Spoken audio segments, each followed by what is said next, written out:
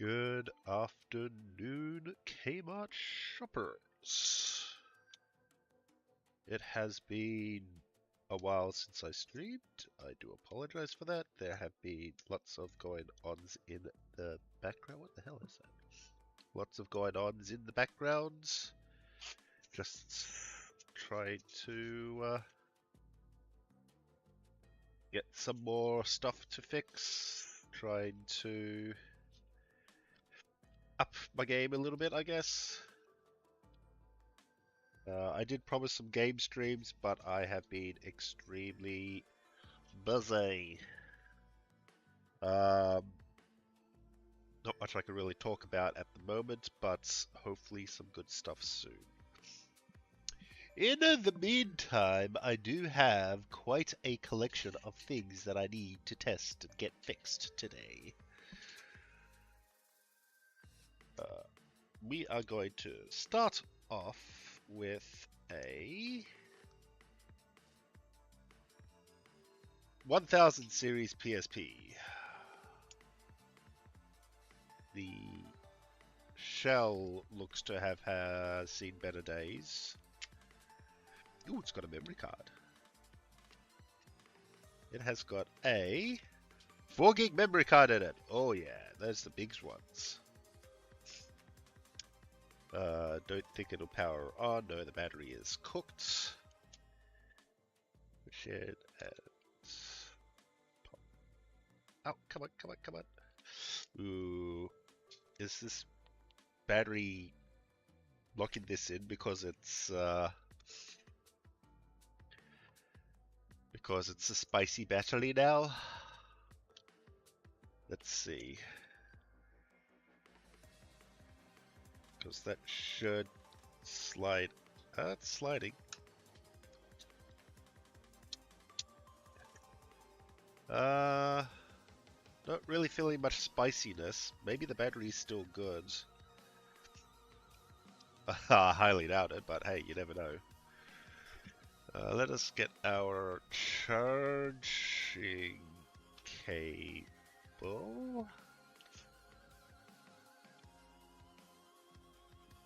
Oh, I do see power there. This. Okay, so it works. That's good. Good news so far.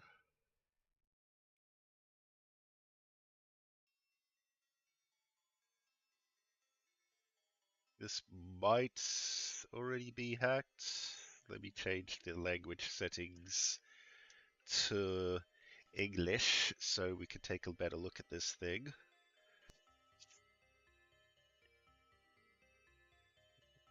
I can remember how to do that. Lambda system. Language system ugly.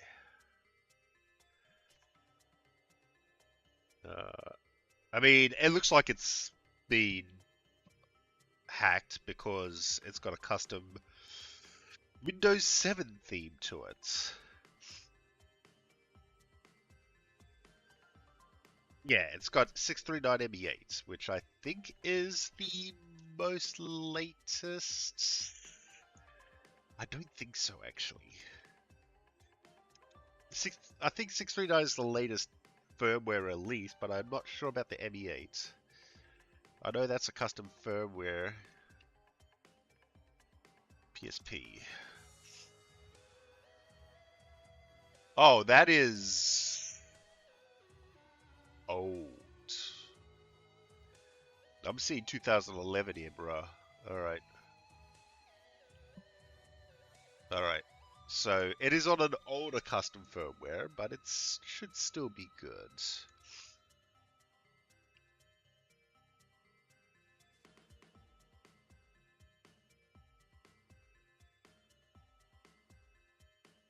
Let's see if there's anything on music. Track 2, Unknown. I'm gonna put this up to my ear and listen to it closely. I can't play the song. Actually, I'm gonna mute myself real quick so I can hear this.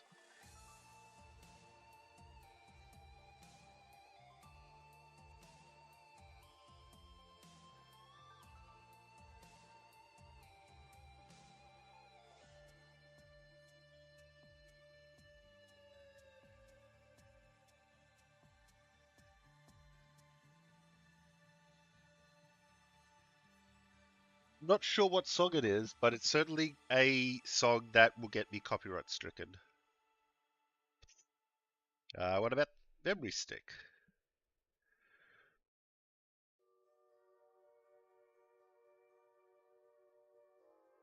This is someone's kid. All right, I should probably not show these uh, on screen.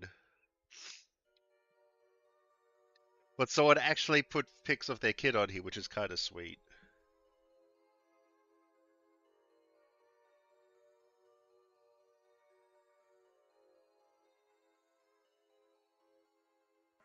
Yeah, I can't show these on here. It's not that they're explicit, but I don't want to like dox anyone or anyone's kid. Any videos?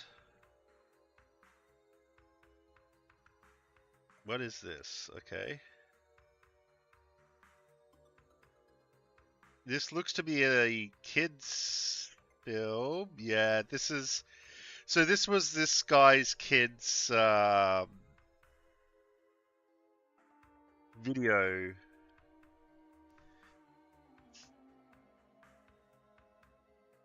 Let's see, they played Ben 10, some Clank, Ratatouille, Planning with a Chance of Meatballs. So this did get some love.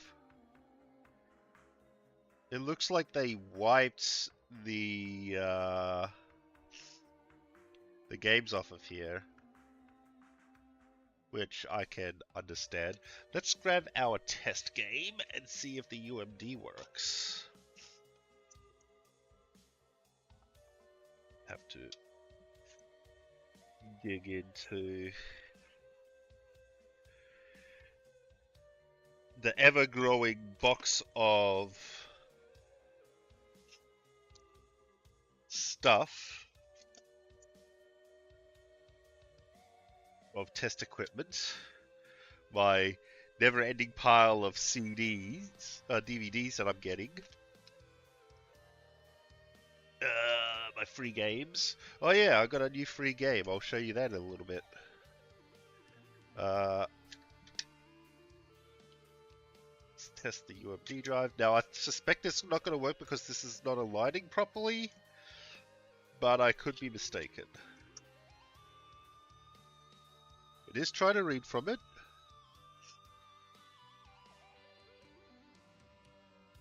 Not sure if the alignment problems with the back are going to cause problems. Oh.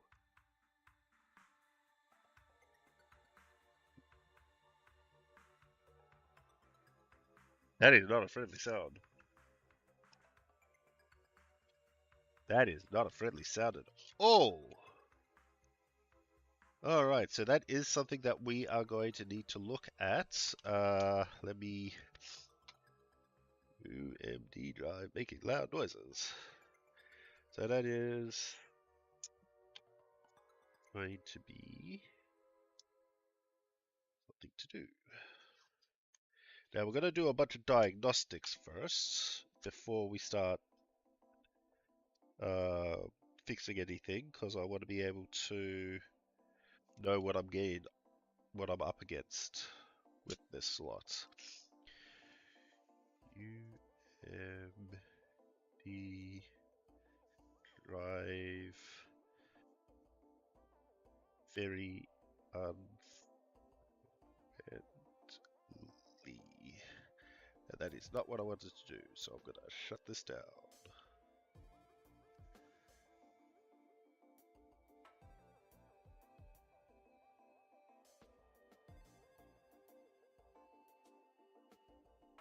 I do want to test the battery.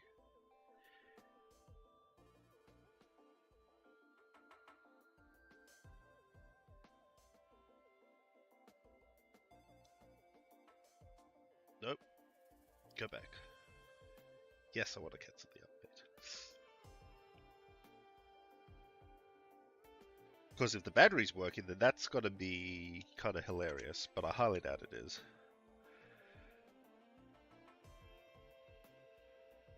Yeah, the battery's cooked. Alright, so that's normal. I'm actually just going to leave that plugged in for a little bit. Because you never know, it might start working. Yeah, the cases for the PlayStation portable batteries were always notoriously difficult to take off. We have a brand new thing we have never seen here before. We have a TurboGrafx. I don't have a game to test this with, so that's going to be a fun thing to figure out, but I do have a power supply and a controller. Hopefully this will boot into a BIOS. Hopefully my camera will stop trying to focus every 5 seconds.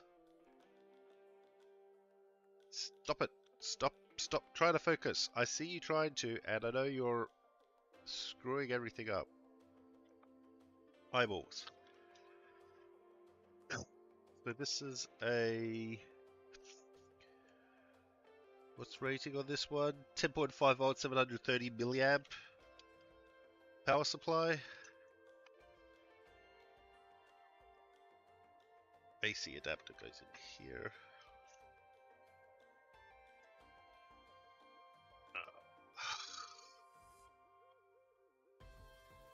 It is polarized, so there's at least that. Plug a controller in, which uses a DIN 8. Ugh. And this will take RF, so I need to fish out the RF cable from this hot pile of mess here. This is not going to show up on a capture device because I do not have a capture device to test this with. But that's a channel 3.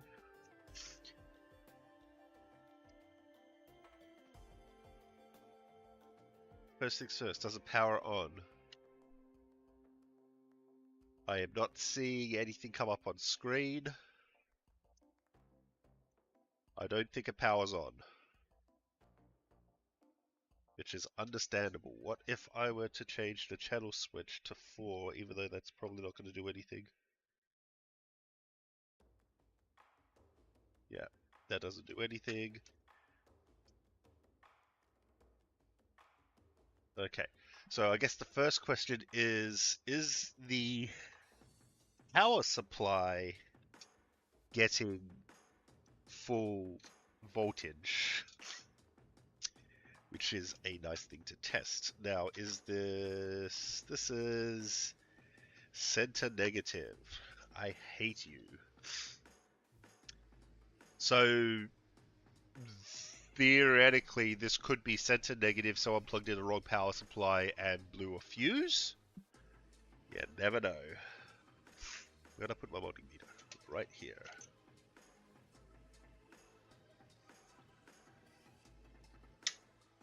We shall test for voltage. Center negative means that the you go away. Why are you following? Go away. Center negative means we put the negative probe in the center. And then we touch out here and we're getting 14 volts. So we're getting a lot of power through that. This isn't rated for 14 volts. This is supposed to be 10.5 volts DC, 730 milliamps. So it should be, I don't know if this is going to be right or not.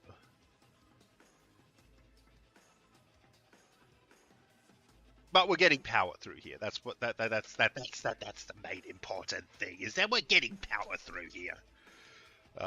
So it could be that there's a fuse that blew inside of here. We shall check that out later. Very cool device. Uh, we have yet another Sega CD. Now I've got one of these right next to me that I've ripped apart. That I did get working. The fuse was blowing on it, but the alignment for the CD is fucked. So I have to get that fixed. Um, I have also got a brand new game, Sewer Sharks. Apparently this game is fucking terrible. Absolutely fucking terrible. But it spins freely, so we'll test it.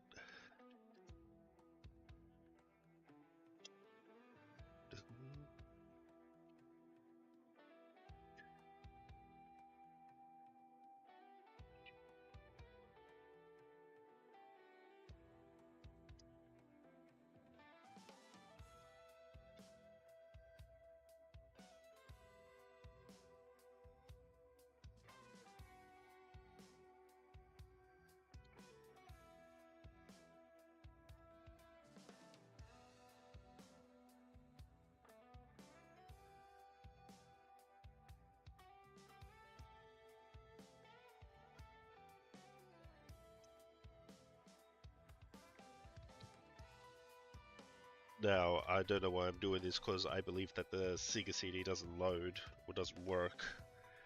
But I'm gonna hook up the audio. Come on. Everything is in the way. I need to clean my desk up for the 50th time this last month. Alright, so if I turn this on, the Genesis is on. If I bring up the capture card, I'm not seeing anything on the capture card. Let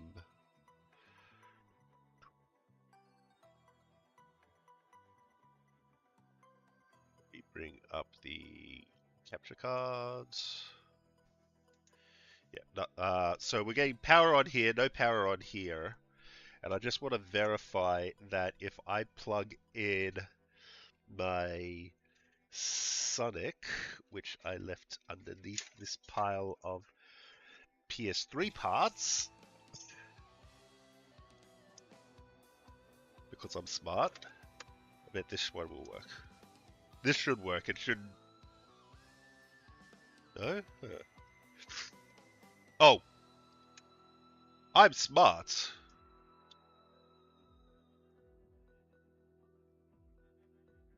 An AV cable might help. Well, the A cable. The V cable, anyway. AV's got to go out through the speakers. This should boot up. Should. Let me at least verify that this is booted up first.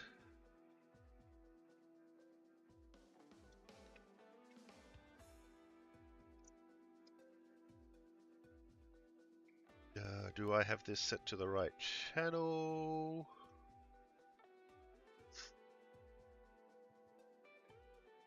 Check.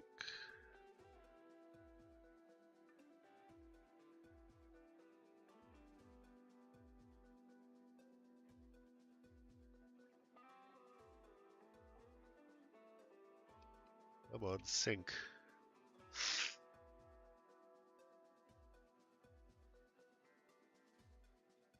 See, this was working yesterday when I was testing stuff, and now it's not. Always happens like that, doesn't it? I know this is the right cable, because if I do this, everything moves, yeah. Oh, let me try deactivate so you can see my thingy, reactivate. This was working before. Let me just double check all of the cables are plugged in correctly. This is the one that goes in the back of the TV. No, it's not plugged in correctly. I'm dumb. I plugged in the wrong HDMI cable. In fact, I've got a HDMI cable plugged into a HDMI cable. No wonder this is all falling apart. It's falling apart. This is input. This HDMI cable is output. Where is it?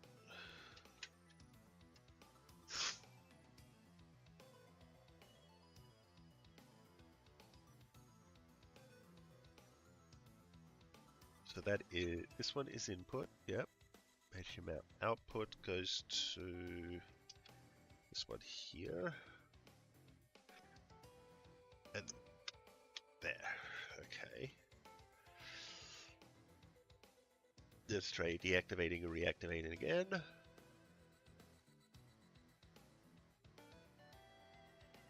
There we go. Alright, so Sonic works. I'll plug this in now. This should still work. Maybe. No, okay. And if I take this out, nothing's going to boot up. So this has probably got a dead fuse. But we know that everything is working individually. At least console-wise. This is my test console, so it should work. Which means that we need to open this baby up and figure out what's going on. Nice and simple. I shall put everything here aside.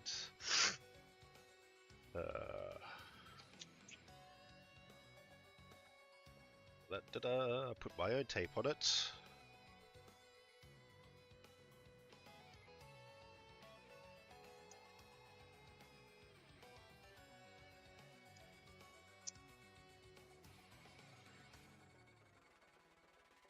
And this one is going to say, where the hell did I put my pen? That's exactly what it's going to say. Check. Yep, let me get rid of this. Check. Fuse.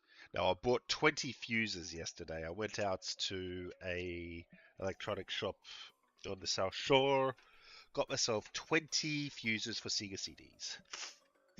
So we should be able to start looking at that. Alright, so we have a original NES.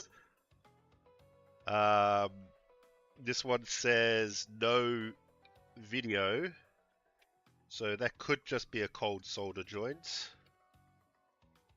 I am going to quickly swap this out. This should take this power. No, it will take this power. And if I turn it on, no power. Oh, power. Yep, but it was saying no video. So let me plug a game in. I've got my test game right here. Why did I put it there? Blades of Steel.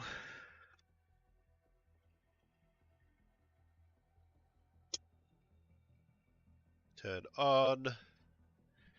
And we are getting no image. Now I'm going to pause the music real quick. We gain audio. Actually, I don't think audio shows up for this unless we start messing with oh, we've got flashing light. That's indicative of a different problem. That could be because we don't have a controller plugged in, but either way, we need to figure out what's going on here. I'll just leave that sticker as is for the time being.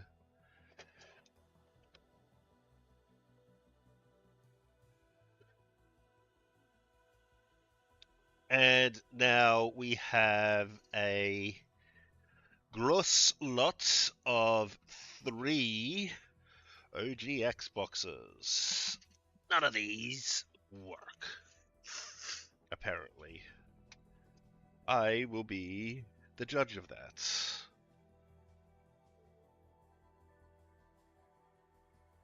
Lepton CD question mark. So this one is saying CD reader question mark.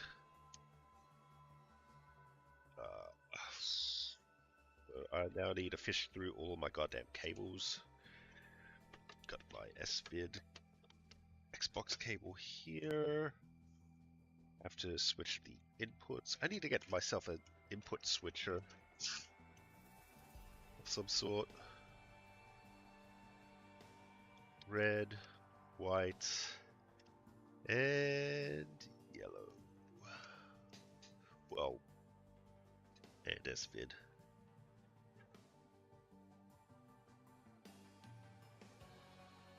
I need power.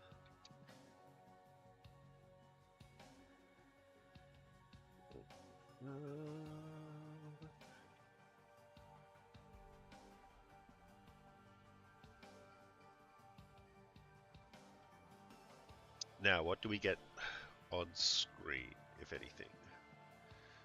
Power on.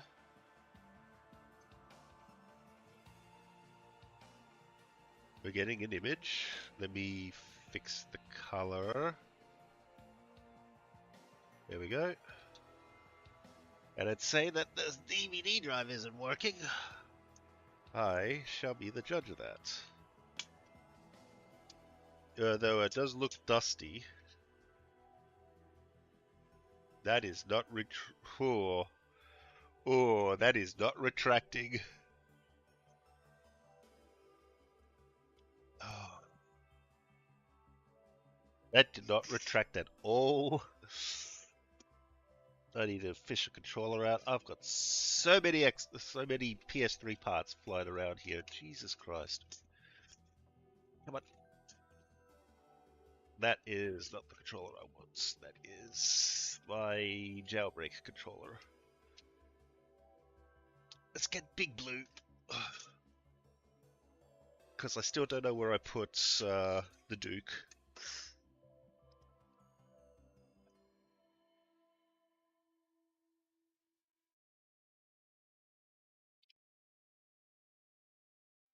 Okay.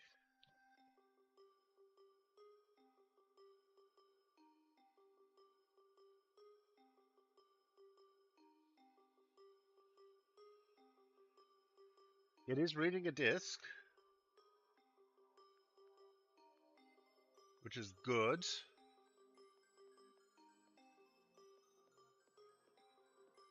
Okay. Now let's watch this again. If we eject the disc, it ejects perfectly fine and retracts. It was not retracting like that before.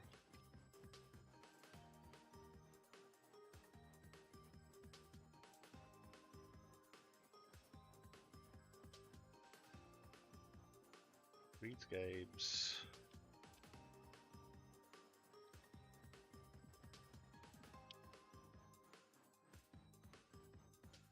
Yeah, see now it's not going in.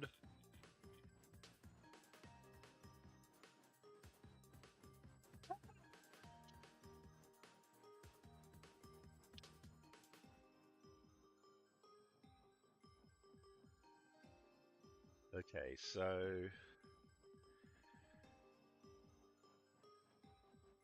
how am I gonna work this?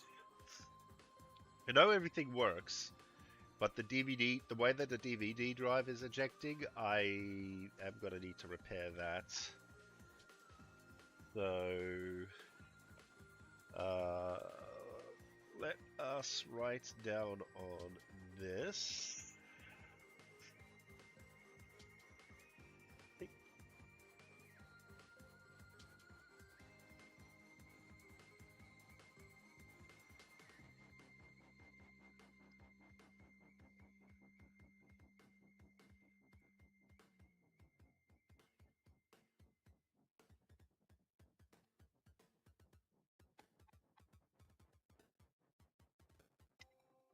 DVD drive.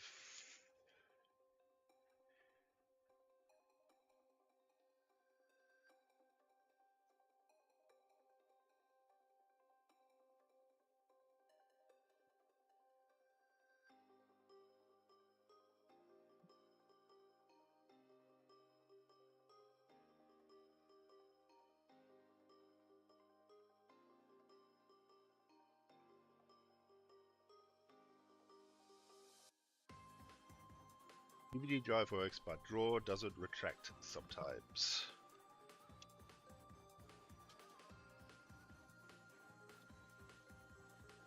It's Xbox One.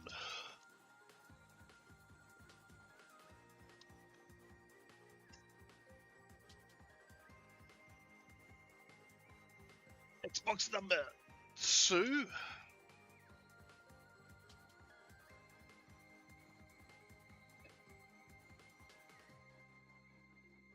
Bead Rug. I'm not the only one reading that as Bead Rug, am I? Bead Rug.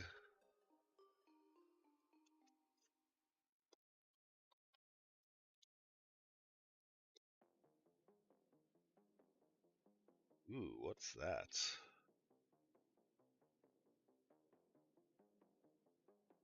What's this? Oh, it's just some dirt. Okay, it's not a growth or anything. Thank goodness. This one's dusty.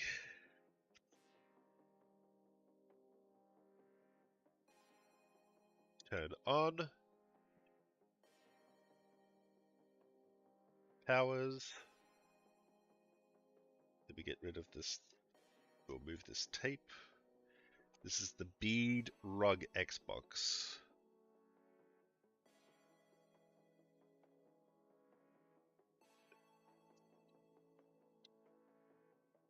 Ejects, rejects. Cool. Grab our controller.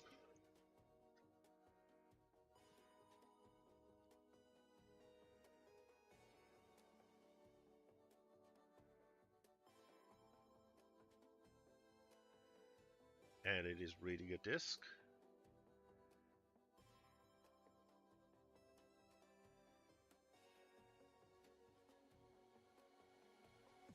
Okay, I don't know what Bead Rug means. This seems to be working.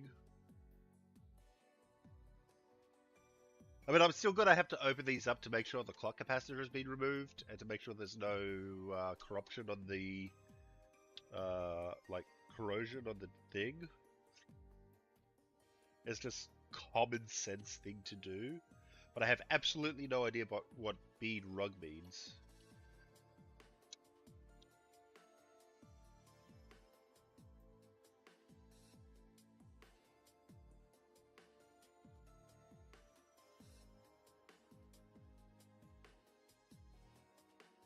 Oh, we've got a whole bunch of music on here. Cool.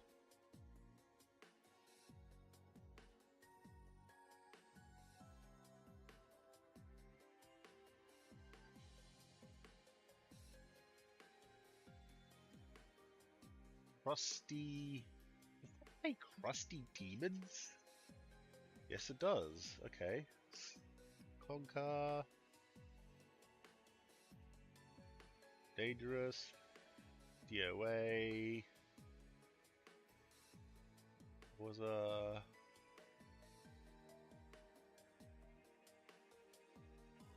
What did I... ASDM?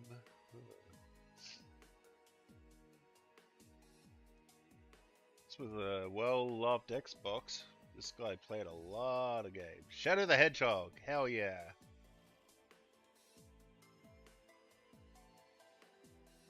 What if Sonic, but he was moody all the time and we gave him a gun?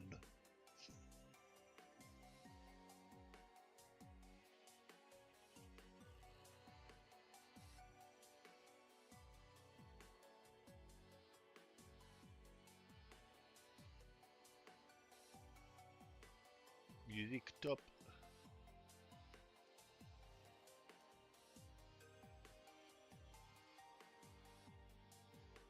Alright, well, as far as I'm aware, this one's working. I'll have to get the loadout of this one. But Mr. Bead Rug is working.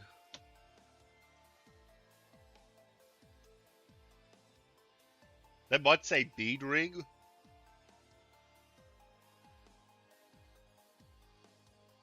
I don't know. To me, it's Bead Rug.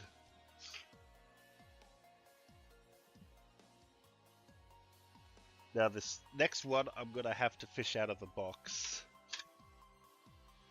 because it is in an original box.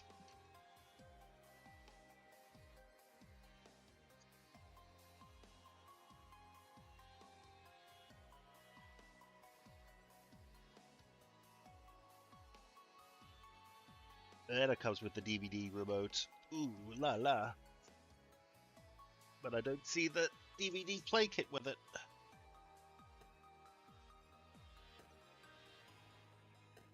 This one has no label.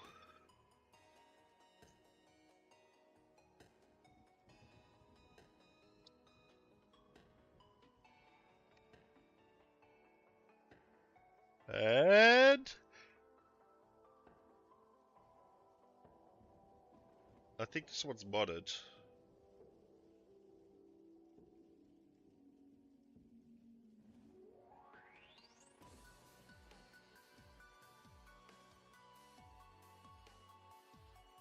It's doing some weird flashing light stuff on the front.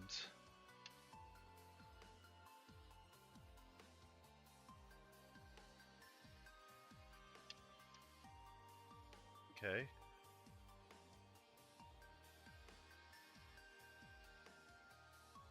This one's not actually coming up with picture. So let's get a view of what's actually happening when I hit power. Red to green to off to green to off to green, and now it flashes. So that could possibly be a problem with the capacitors. It could be a mod chip. It could be literally anything. So I guess I don't know. No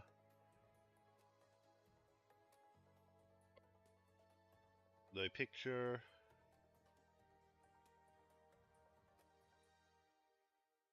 No picture. I'll just put no picture on here for now. No picture.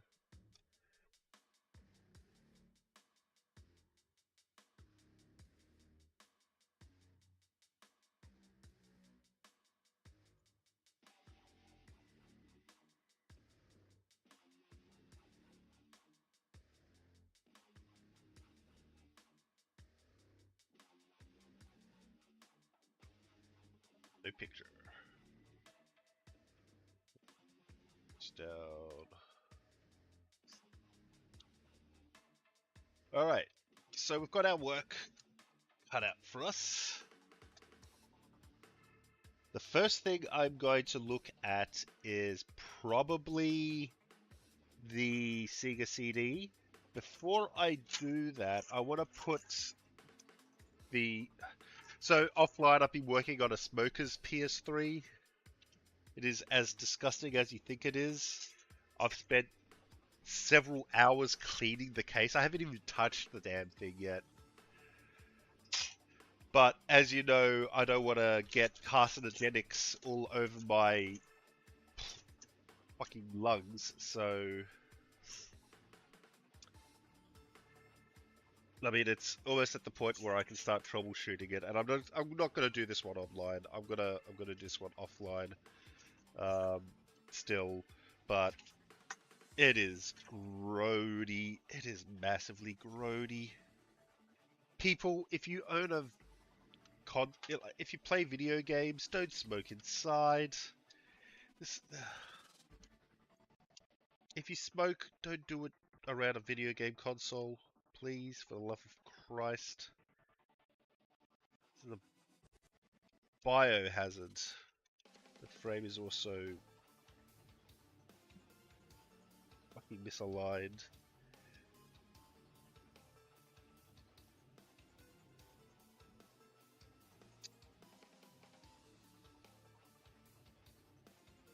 Where's the fan?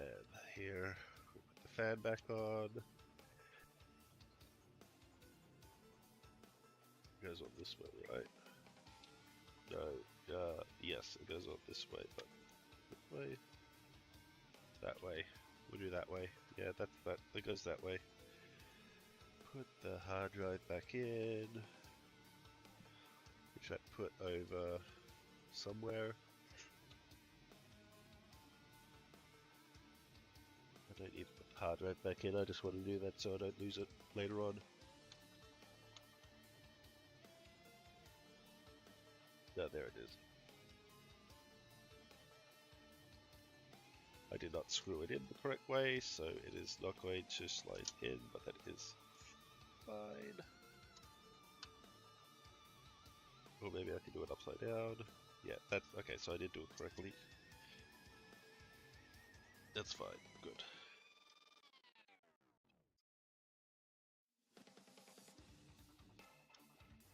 And then the fan.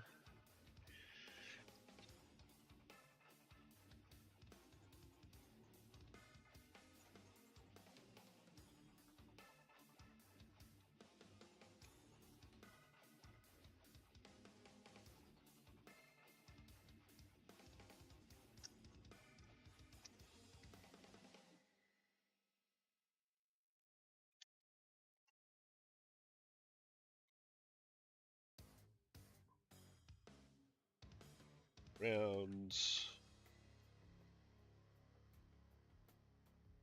Marked. Ah,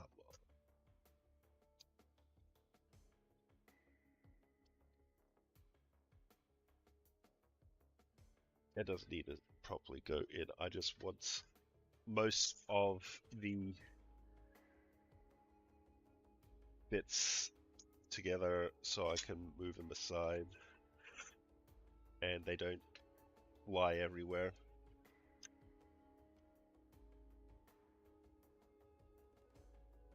No, that's fine. That's fine. That's fine. All right, Sega CD.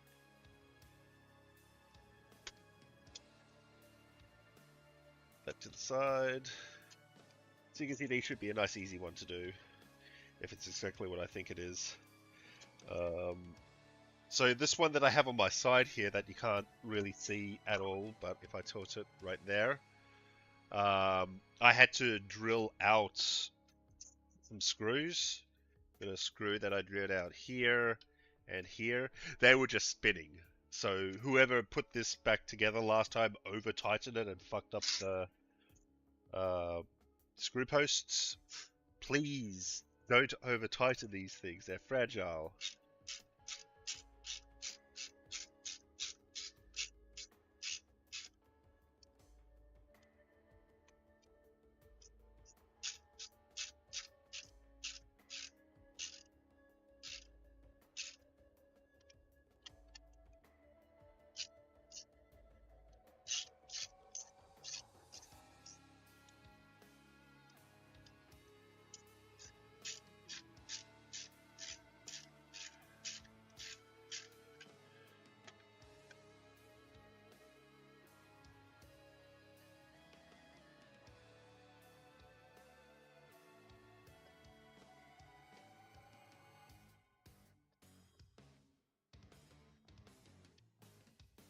Hey.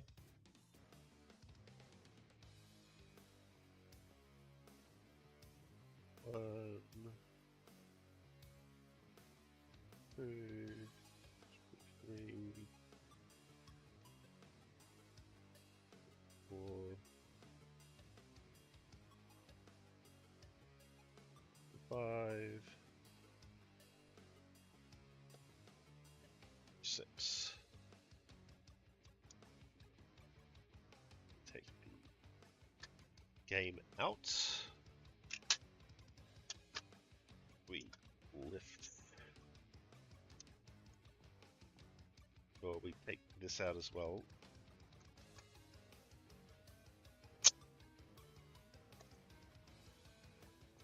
We lift the lid. And then we have... Oh, it's not even plugged in. So someone has already worked on this.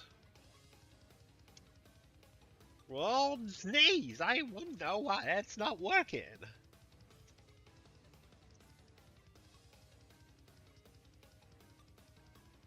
So the chances of us fixing this have significantly deteriorated.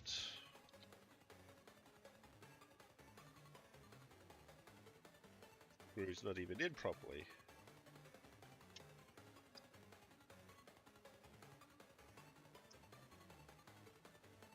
The fuck is this?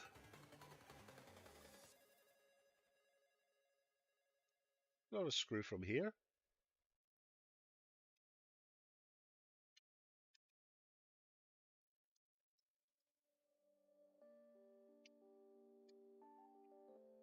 Oh, it's the screw for the MOSFET. God damn it.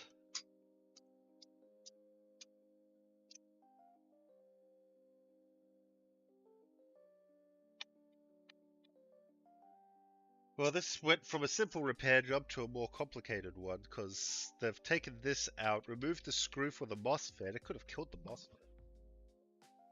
Because that's attached to a heatsink. Let's at least test the fuse.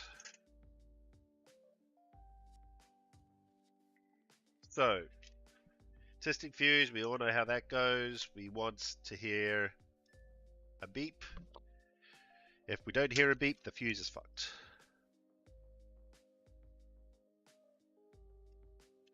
Let me just get that better angle. Ladies and gentlemen, the fuse needs to be replaced. Simple job. And if that's all that's wrong with this, then whoever touched this last did not know what they were doing. Which, fine, okay, I understand there's people still getting into this. And my advice, people should get into repairing stuff. But my advice for those who are getting into repairing stuff is look up guides, look up, you know, some basic troubleshooting stuff that you can do with a with this, right? So I have to remove this board. I have to unscrew the cartridge component, the slot completely, so I can put that screw back in.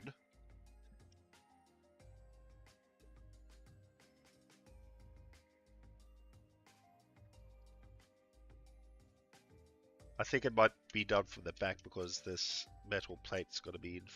Yeah, I'm just gonna do it from the back. Yeah, don't just poke around and if you don't know what you're doing, always look up a guide. That's what I do most of the time. Most of the time. Most of the time. Got thermal part. I've got putty all over my fingers now. Fantastic. I can't get the damn thing in the hole, which is fitting. There we go. Oh, it doesn't even go in this hole. You know what?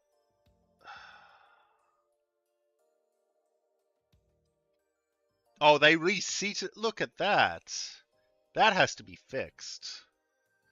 This is way too far in.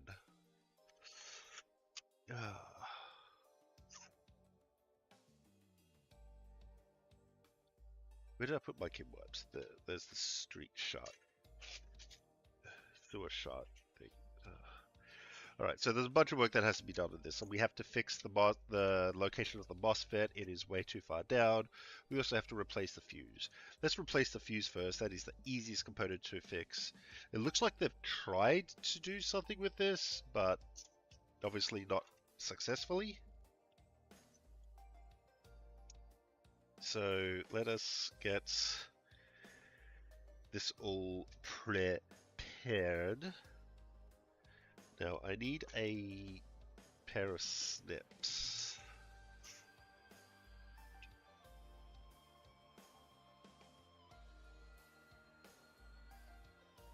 There it is.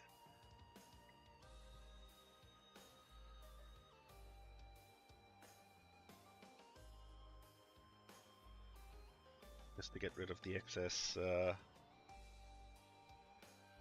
So we're going to be getting these two here. Let me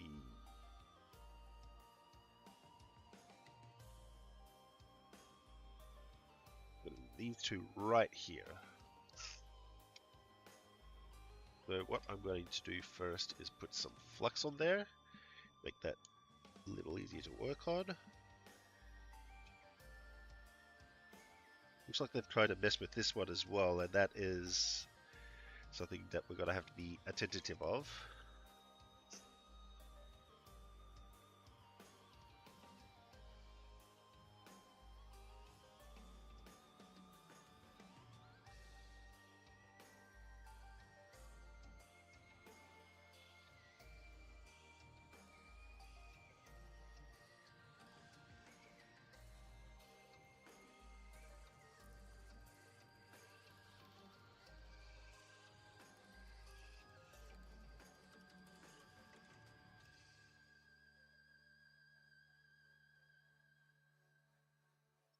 Going to soak up as much of the solder from there as possible.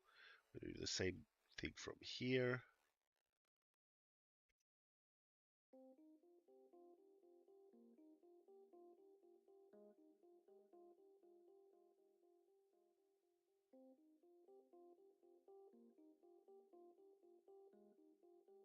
This one's on a ground plane, I believe, so it's going to take a little longer.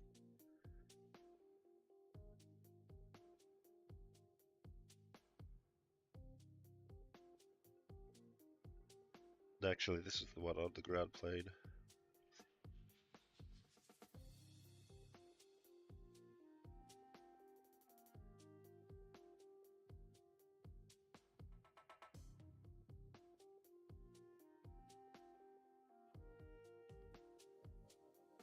A lot of solder that we had to suck up. Alright, let's see. A lot of that seems to have been done. Now, it's going to be hot on that side, so we want to use some tweezers to gently pull. And we notice that it is still in there pretty tight, so we're going to use our soldering iron to loosen it up a little bit.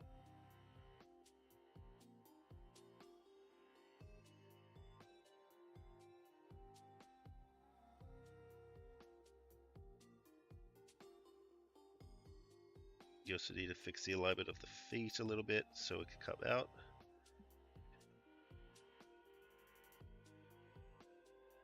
I do not recommend doing that actually. I'm going to use some tweezers to try to put that back into the right position. Because if I do this wrong, it's going to fly right into my hand. There we go, pin up. Pin up. Will that pull out? No, we are going to need to heat it up because there is still a little bit of solder in there. That's fine. That will happen sometimes. Just touch the pin and start pushing down on the hooked fuse. Remember, one of these is on a ground plane, so it is going to take a little bit more to heat up.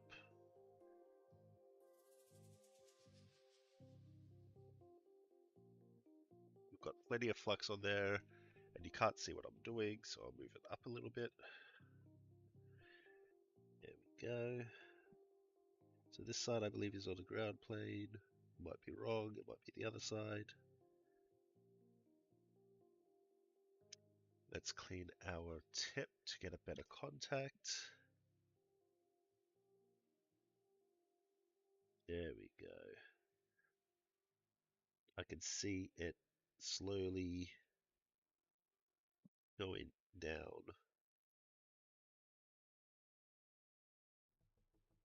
At least on one side.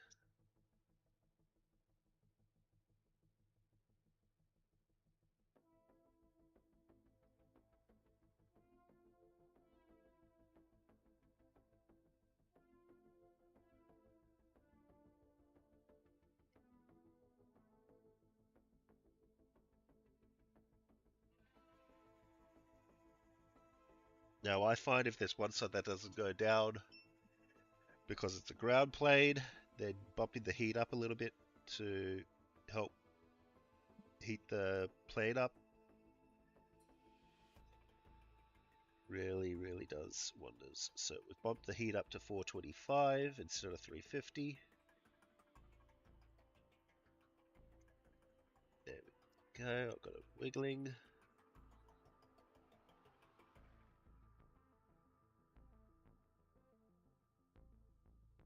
It's gonna suck because it's gonna get close to my hand. I don't recommend doing this, but I need to push this over here a little bit.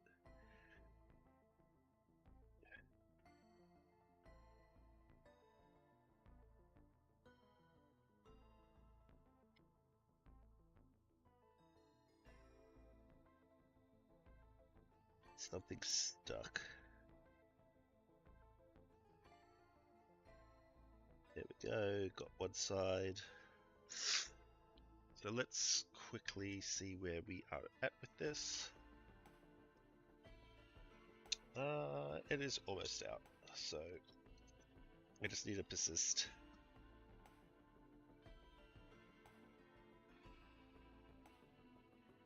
I'm gonna actually clean this up a little bit.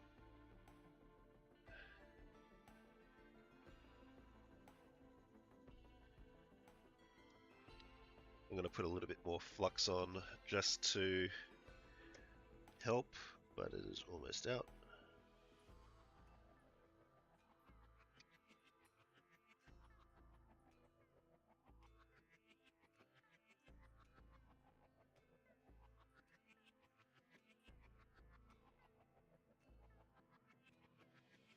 Don't want to push down too hard because you don't want to rip the traces off.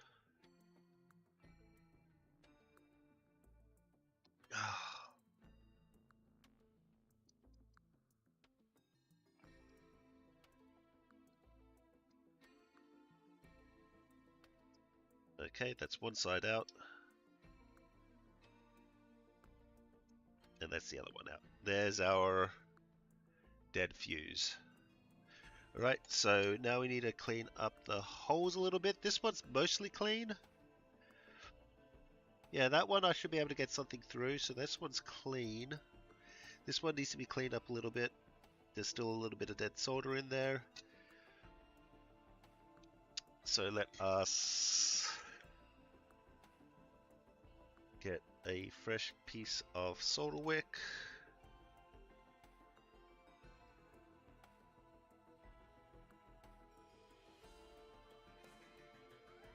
And we just put it on top of the hole.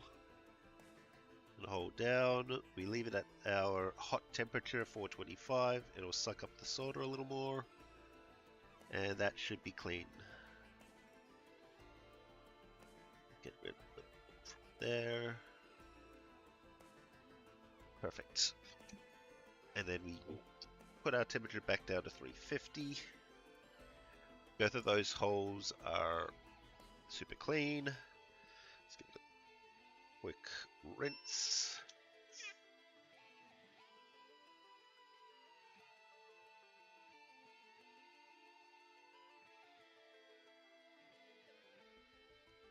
Okay, so now we just need to get our fuses, which I believe I put them in the supplementaries box. That's not the supplementaries box, that's the supplementaries box. And I don't think I did put them in there because I didn't move that, so now I have to actually find the fuses. Move this over here, move this over here. I may have left them around.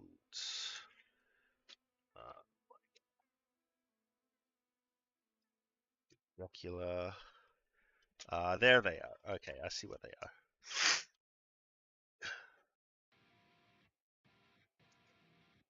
We've got our new fuses. These are 2.5, 125 volt, 2.5 amp, which is the rating for the fuses on this particular device. I bought them for 99 cents each at my local electronics store. I'll put that in my supplementaries box so I don't lose them.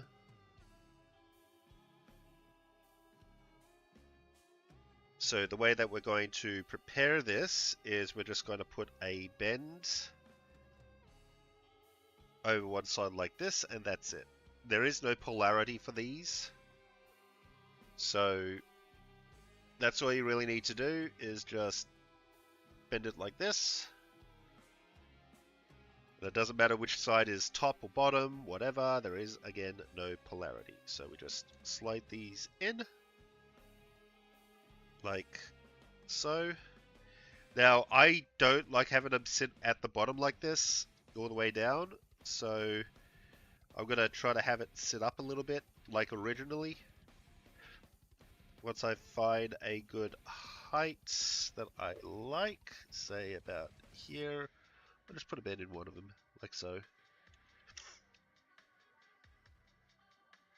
We now get our flux. Put a little bit of flux here. Doesn't need a lot. A little bit of flux here. A little bit of flux here.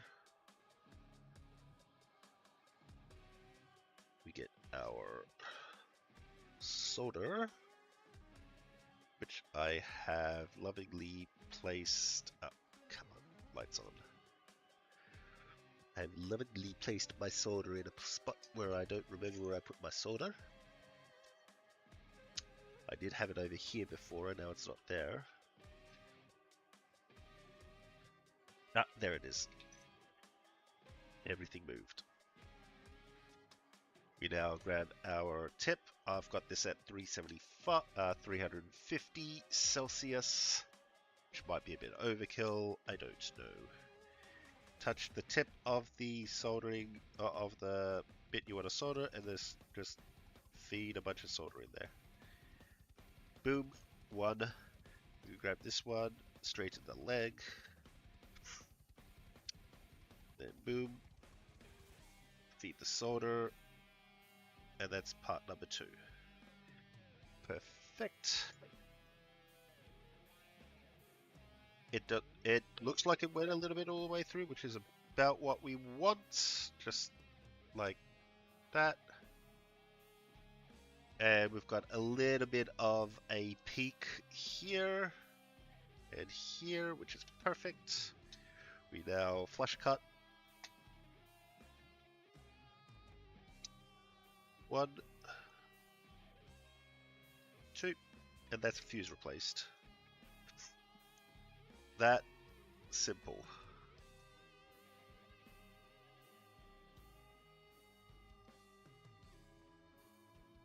Just gonna clean up. I don't know what someone's tried to do with this.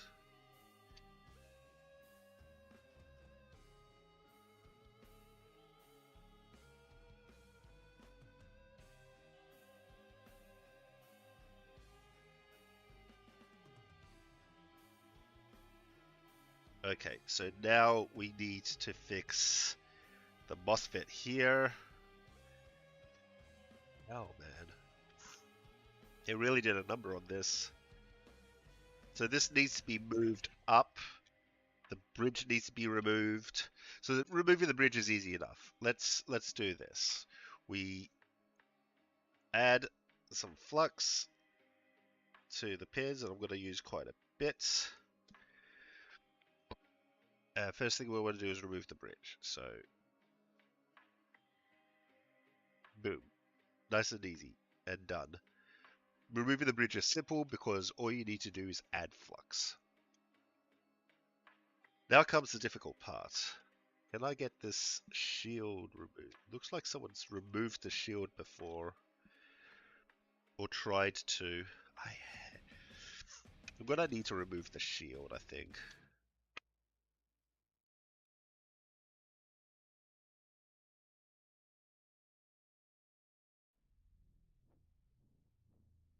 Yeah, okay.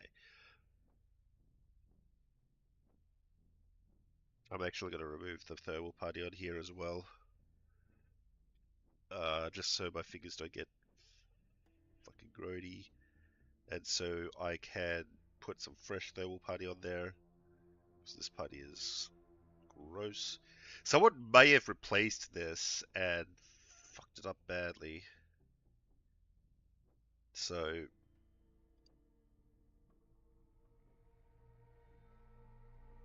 what we need to do is we need to move this up. So what I am going to do is just gently heat the pins up and try to wiggle it up. Actually, what I might want to do is just completely remove all this solder. That is going to be a better thing to do. So they put way too much solder on this, and they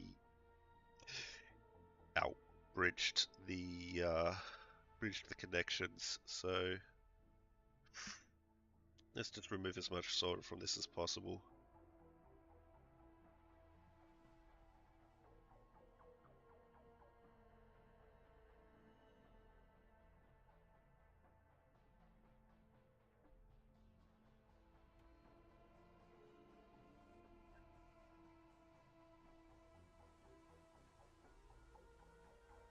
Okay. I don't think that's...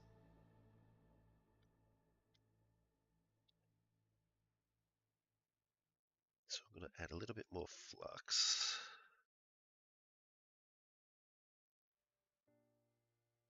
I could add a lot of more flux. Flux is going to help. Stretch that out a little.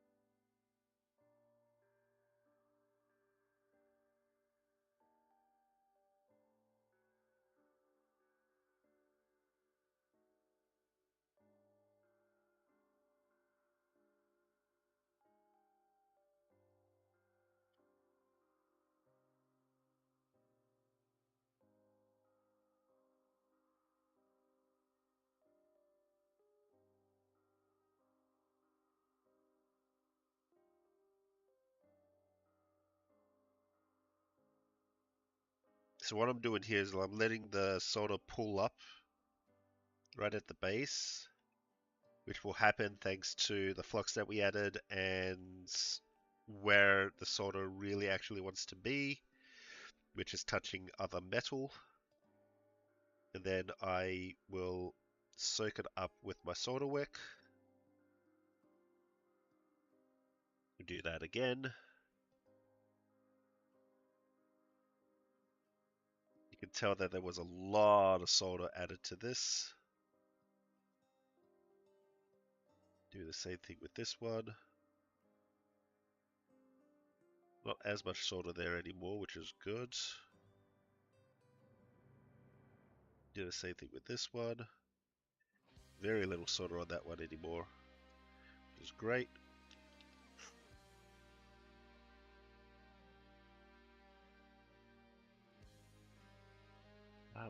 Come on, come on.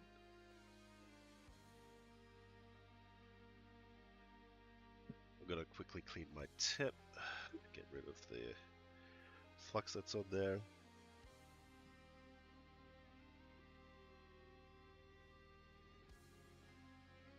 And you should see the solder braid fill up with metal, go from copper to a silvery color. That is the solder getting sucked up.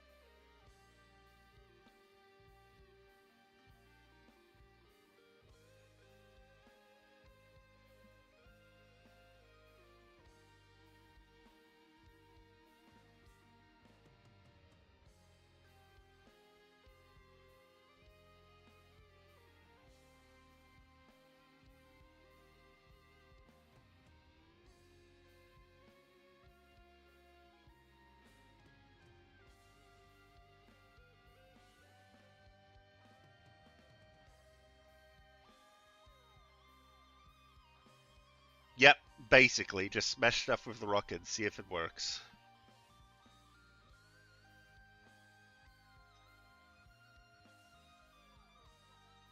Gonna heat this up a little bit more. Okay, that one. I don't think there's much solder left. Oh, nope, I was wrong. Big solder blob just appeared. But I think we're getting to the point where we're cleaning out the solder.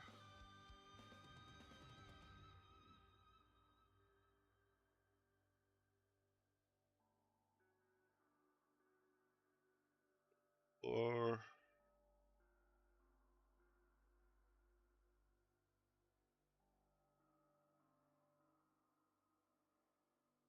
I wonder if I could start pulling down on this. Let me try.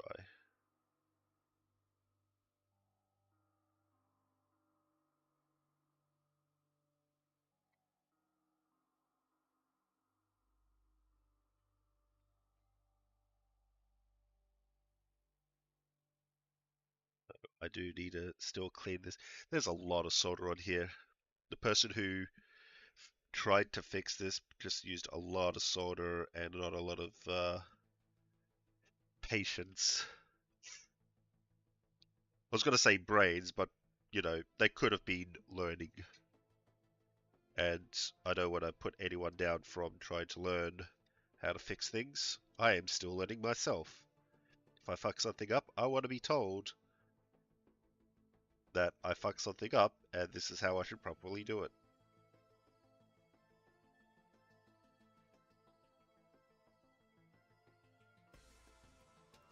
How's it going, Low Sneeze?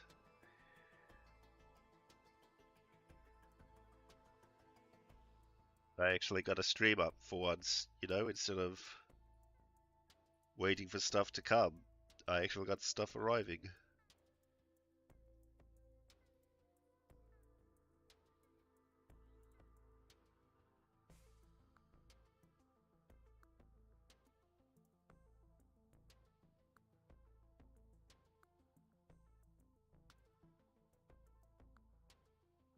Oh yeah, that's a lot better. Okay. There is still a lot of solder though.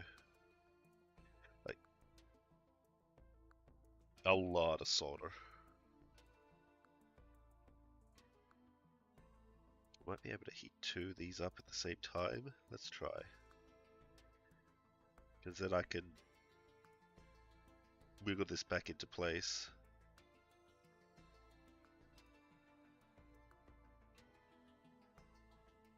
Yeah, okay, I can heat two up at the same time.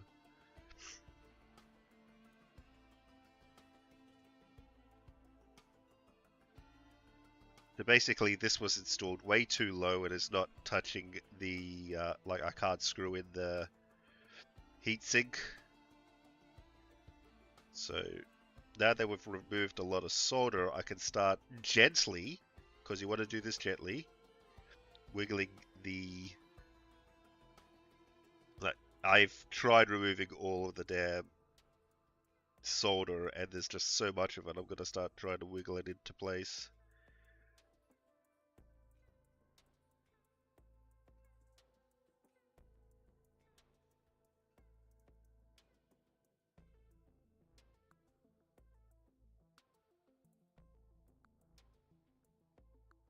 There we go.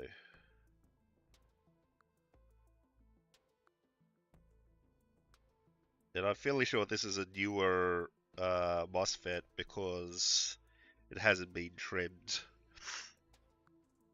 Let's see if that is as far as we need to go. Let's get the heat shield and drop it in.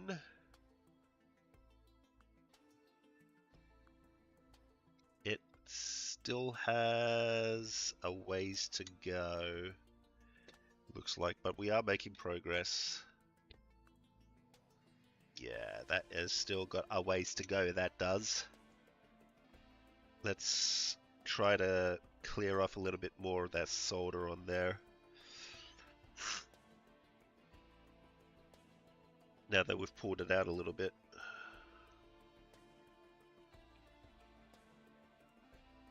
Meh. Yeah, I feel ya.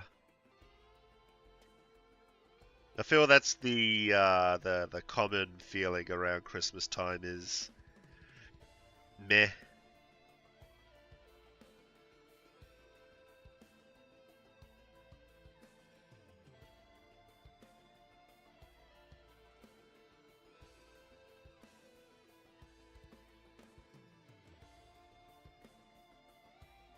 I do have to do some shopping today for groceries, so I gotta remember that. But I am close to getting this fixed or pulled out. This one's got very little solder left. I'm gonna quickly clean that. Now let's do our in-between trick.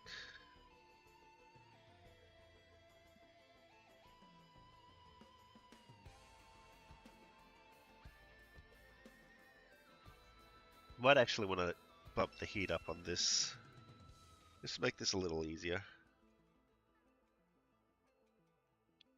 We're going to bump this up to 425.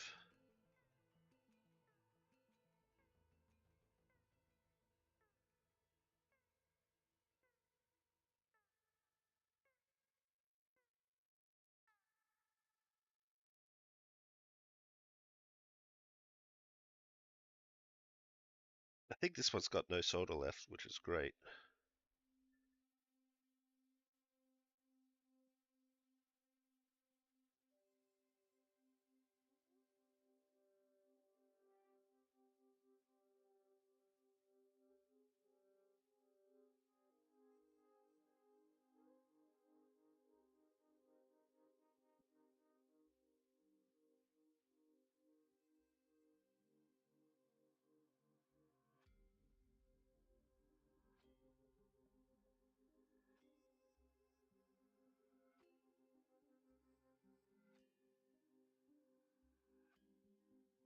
See how far that is now from its optimal location. It is getting nowhere near. Alright. Yeah, I see what they did. See how there's these three posts here? They've gone all the way down to the posts without realizing that it's not going to fit the heatsink, so put some more flux on here. Gonna try to remove a little bit more solder.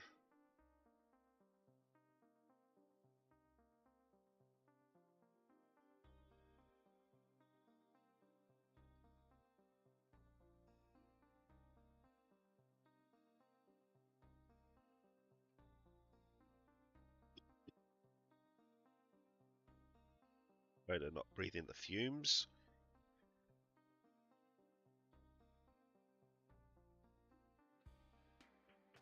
Because honestly, the fumes are probably a little bit more dangerous than the leaded solder.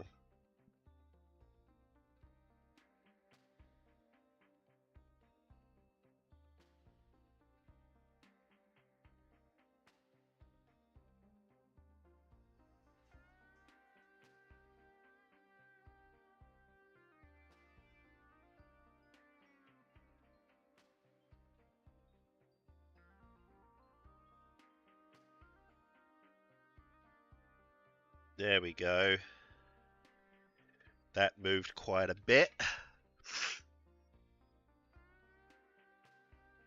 Let's clean the heatsink as well. Once I've got the heatsink positioned in, I'll put some proper thermal putty on there.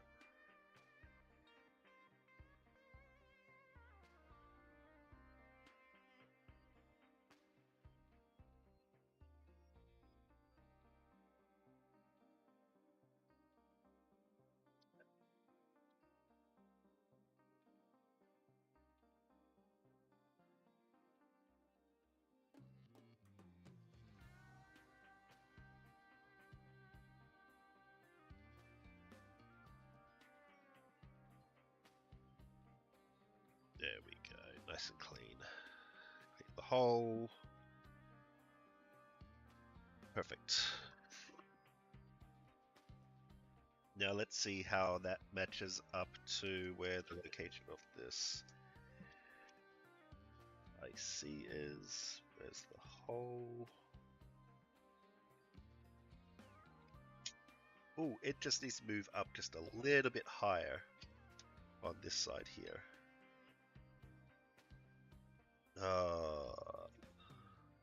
Don't like the look of that.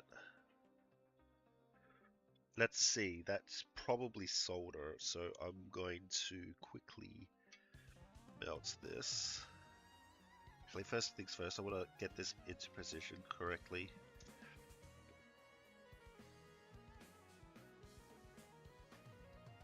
Move that over there, move this up a little.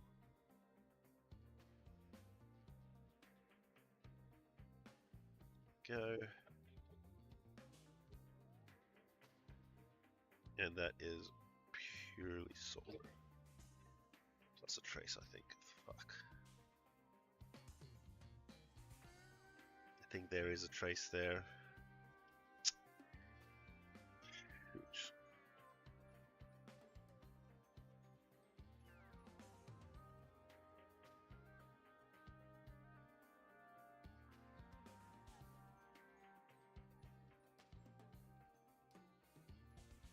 See, that there I think is a trace.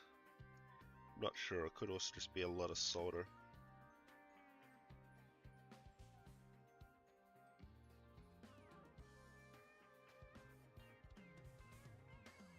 Looks like it's just a lot of solder. Doesn't look like a trace. Just, you know, so much fucking solder.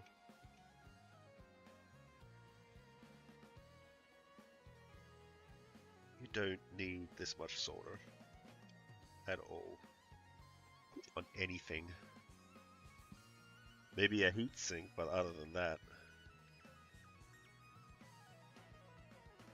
like on a circuit, no, you don't need this, all this solder.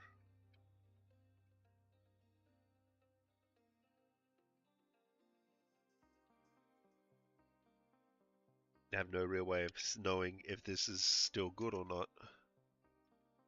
If that back down to 325, 350. Recheck the positioning, and that is what that looks to be spot on. Yeah, that looks to be pretty spot on. So I'm going to clean the FETs.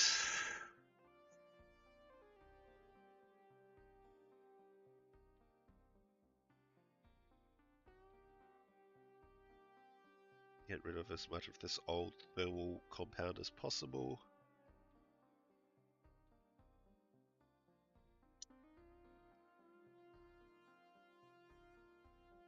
Get rid of some of this flux. And I want to clean and screw in the heatsink first, because that way it is in a proper position for when I solder everything down.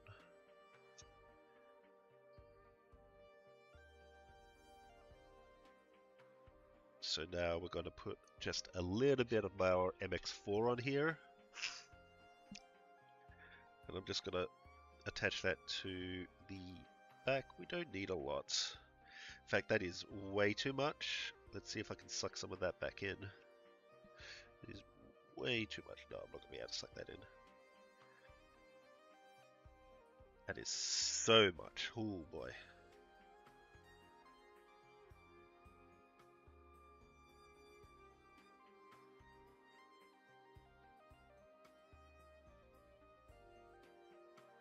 Yeah, I put way too much on. Doesn't matter. Where is the screw that we had for the heat sink? 1, 2, 3, 4, 5, 6, and then a couple of case screws, and then there was one ready screw. Oh boy. That wasn't it.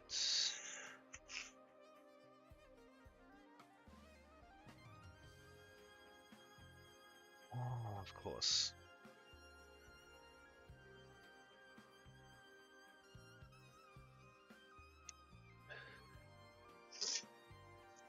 It probably flew off somewhere, as it always tends to do. It's not on the ground. I would have felt it fall. There it is. Okay, it's next to the thing. So now I need to clean this.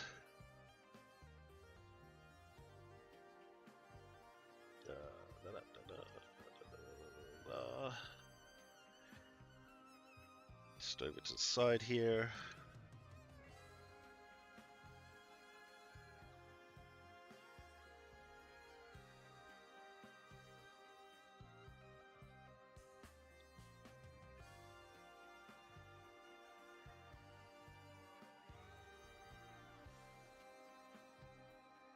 Okay.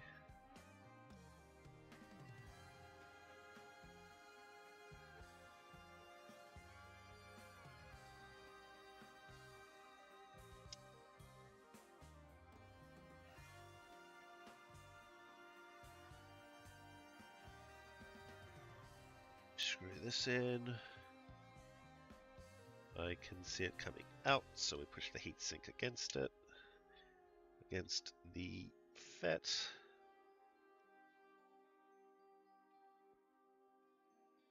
You're not lining up.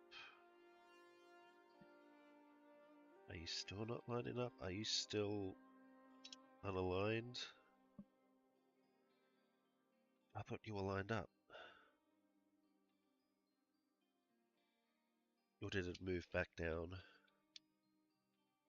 Oh, it's off by like a bee's testicle. It's off by like a tiny little bit.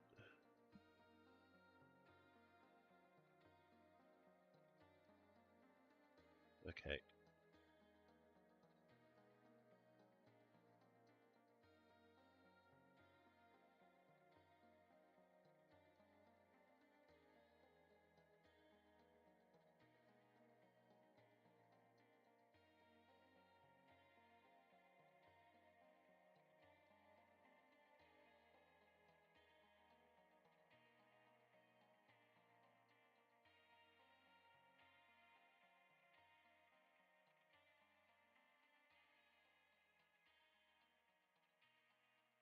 It's getting rather hot to touch.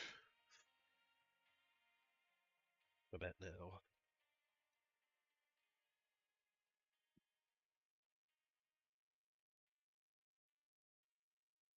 Looks fine. I'm gonna have to do this off screen, I think. Or off, so let's lift this up a little bit.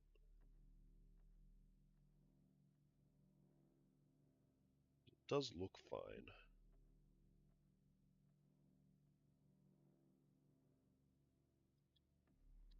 But as soon as I get to the FET, acts as if it's off kilter.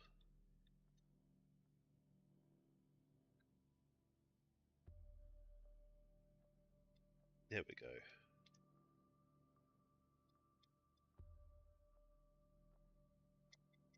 Got it screwed in, but it's not flat up against the heatsink, so I'm gonna redo that.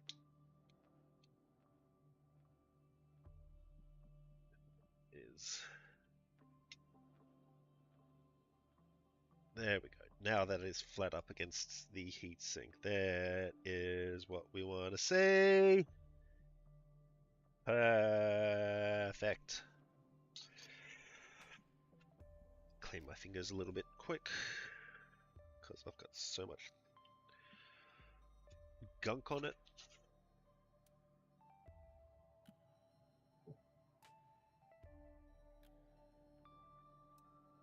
Make sure I don't run over Dracula.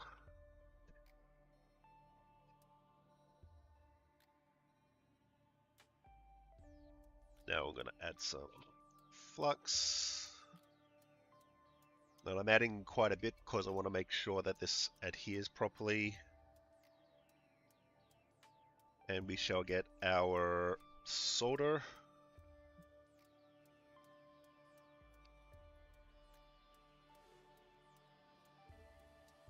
Come on, focus, focus, focus. I think that's about as focus as going to get. And we're just going to heat and feed. We don't need a what? A little bit more. There we go. All we're looking for is a stiff peak.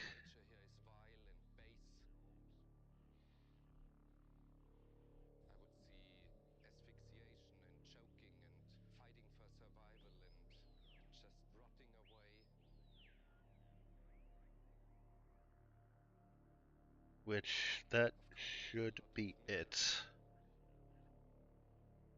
Did not come up very well on camera. I'm going to skip this track, because this track is mostly audio. Well, it's mostly words. A bit depressing as well. Alright, let's clean this up.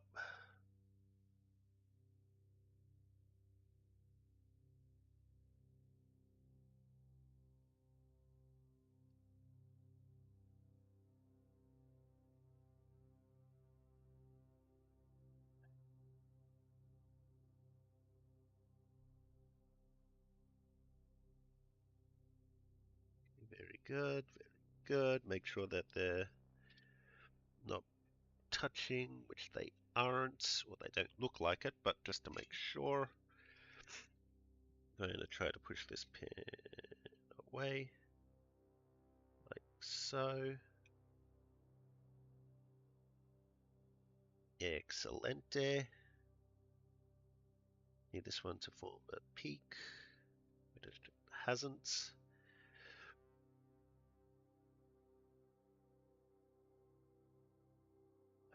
Sort of there. And is your peak? I think it's there. Oh, I know how to get a peak. Flux. Bit of flux.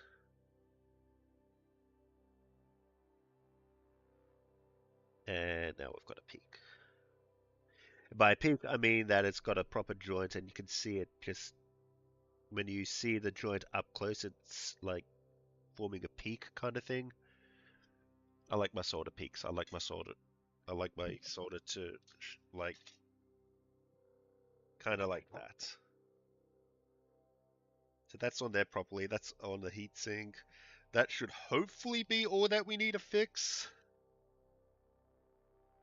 The solder did feed through, which is fine, so long as everything is solid.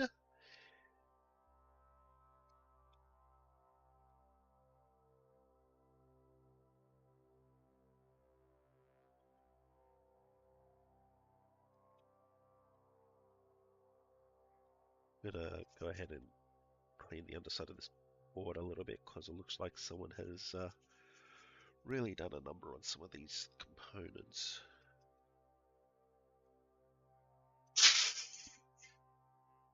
That's fine.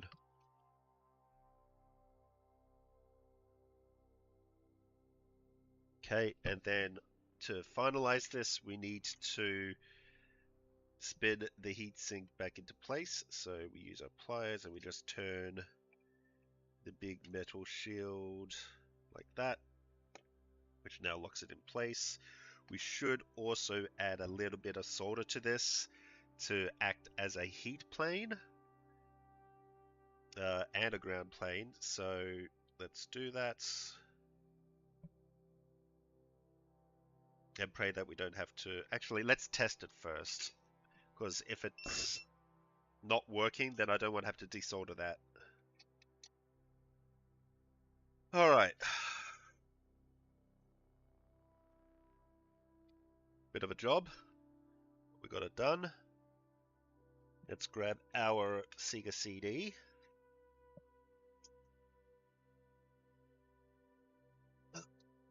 That is not the one that we need. That is the other one. This is the one that we need. Which the other half of this is over here. Okay. Oh, come on.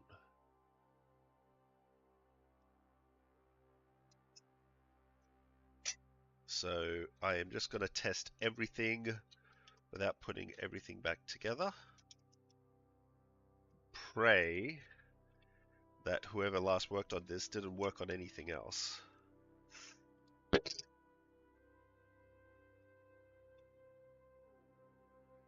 One.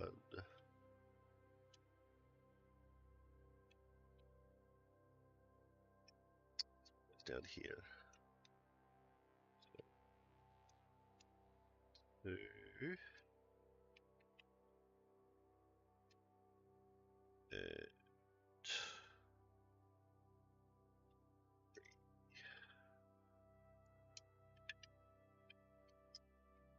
And I'm just going to leave that as is. Move some stuff out of the way. We grab our Genesis and plug that in.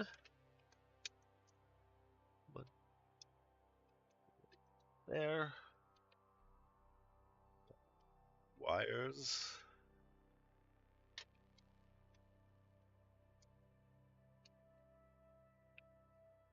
Ta.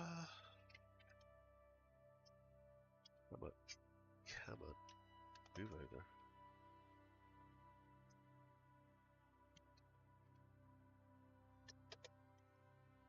Okay.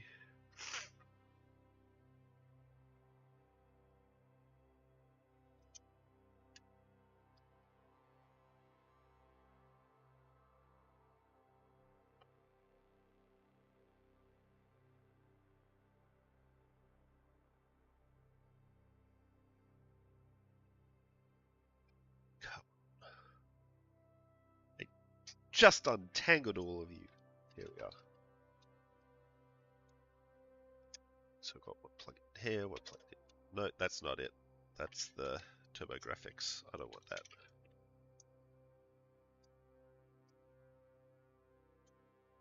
There it is. Plugs are closer.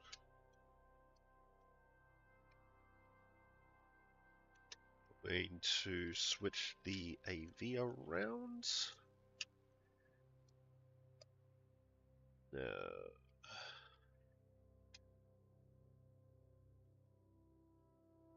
That. This goes in here. Then I believe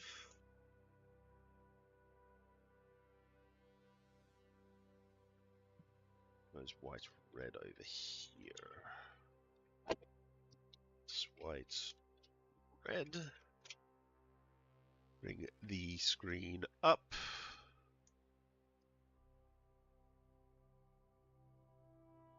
Okay, that's good.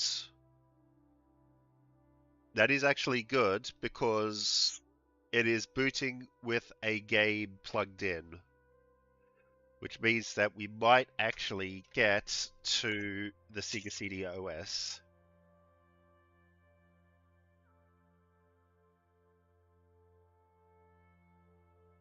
Nothing yet? Ugh.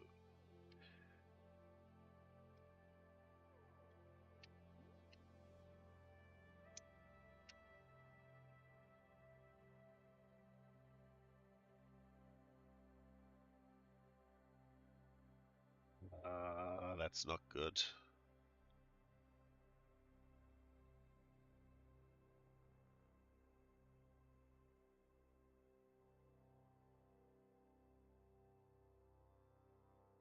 Now I'm going to give it a minute powering up in case there's a capacitor that needs to warm up.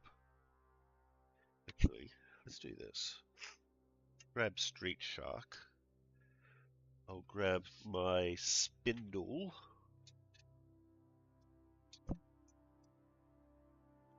From here. Fucking Christ. That up here. See if this does anything.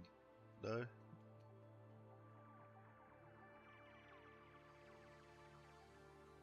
That doesn't do anything. So we've got something that's not going right down to here. Just to make sure that this isn't the wrong power plug, which I'm pretty sure it is the right one. Let's swap them around.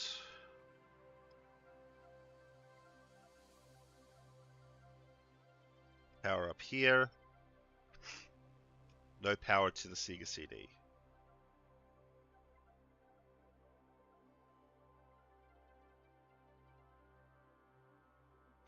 No.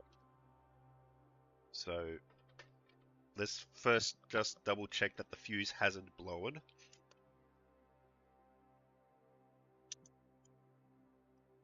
Looking for our signal. Fuse has not blown, which is good.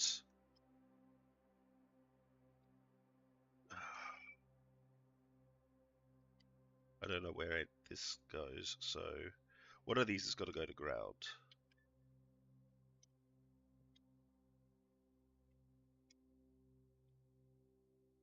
One of these has to go to ground. So let's see. Touch ground. It's number 2 that goes to ground. 1. Why is that still?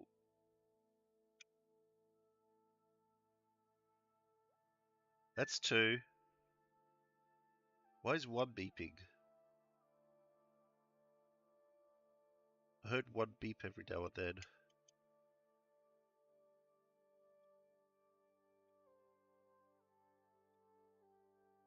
This isn't touched to ground at the moment, so that's fine. And then 3.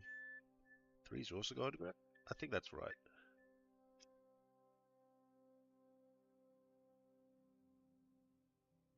Okay, so if that's not that, then what else could it be?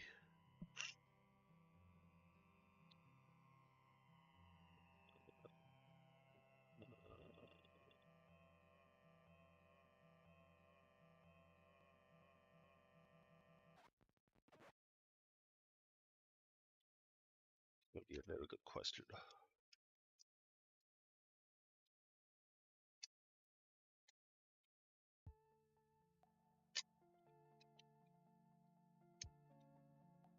See if there's any other signs of tampering.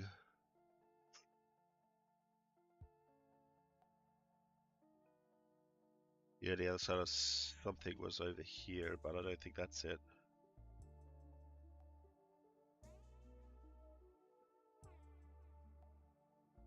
I mean, the main 2 were the fuse and the FET.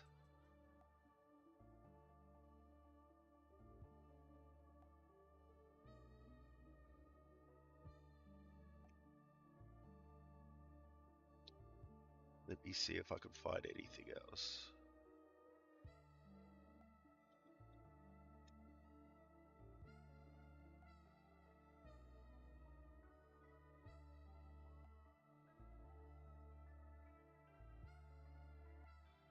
Is there another fuse that I'm not quite seeing?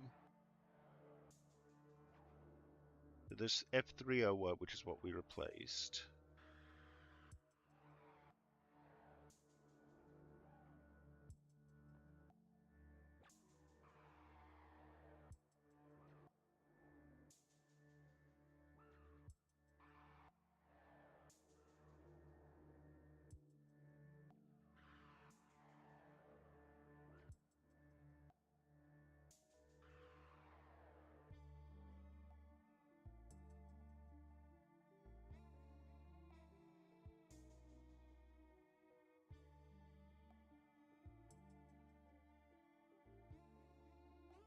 I don't see any burst caps.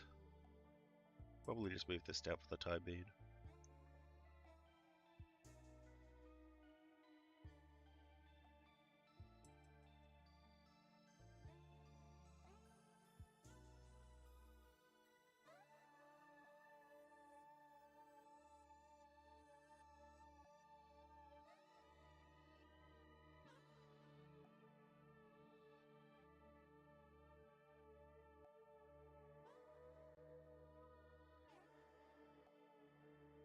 Okay.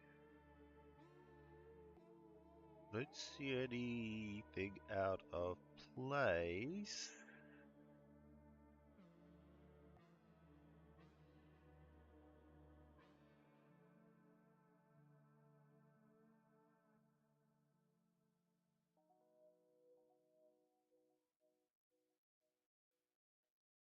Far as I am aware, it should be working. But it is not.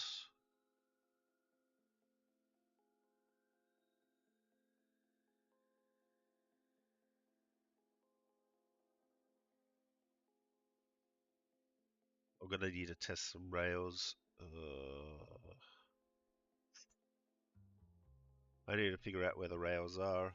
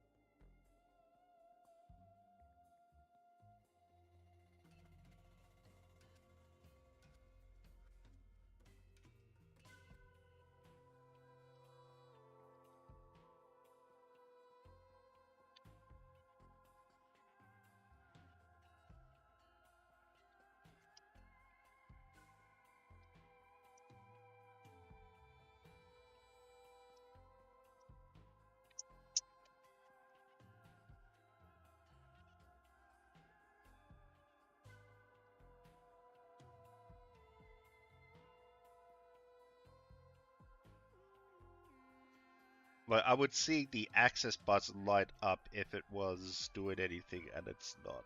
So I know it's not the signal to the TV or to the capture card.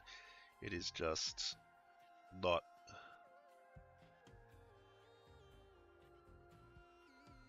It's not powering on. Alright.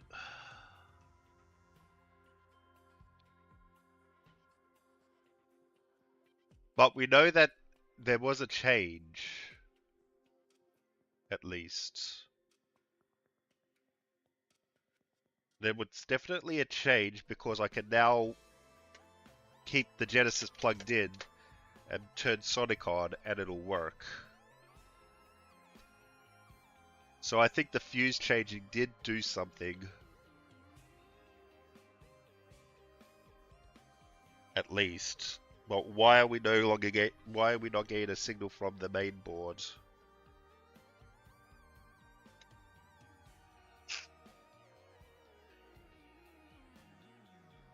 That's the question. Yeah, I'm gonna have to go through and check some of the data rails, the power rails.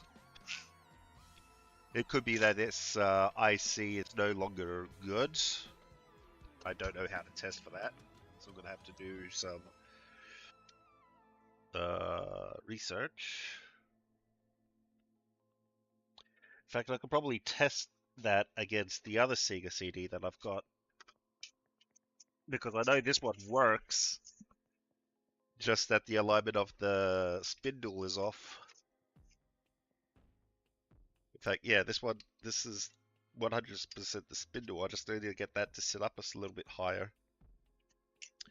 So let's do this. We've got this on continuity.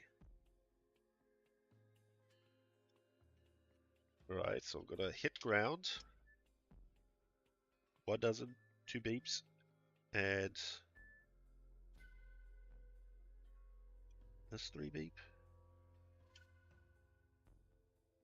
3 doesn't beep. Not touching this right.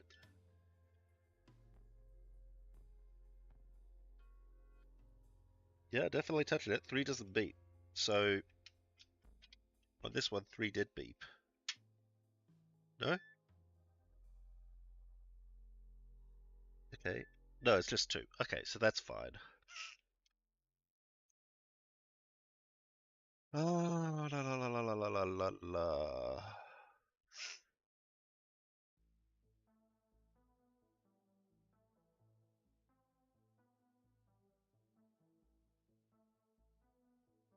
Some of these are laid out differently. Like on this one over here, the uh, these things are popping up, whereas here they're lying down.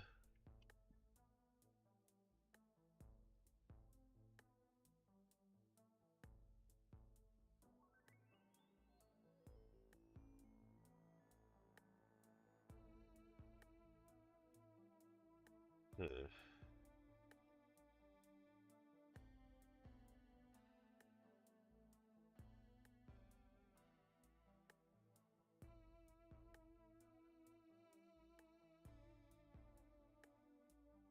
Interesting. Some of these are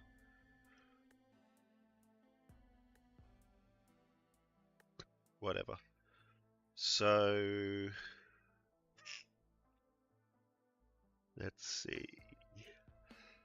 Is there anything missing that's blatantly obvious? Not that I can see.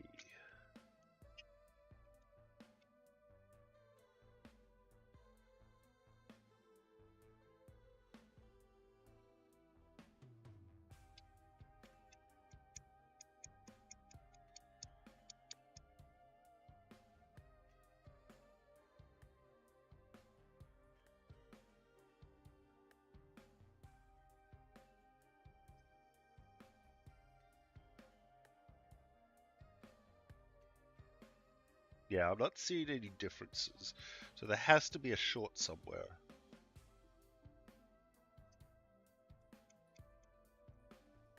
And how do I test for that? Might have to inject some power into the board somehow.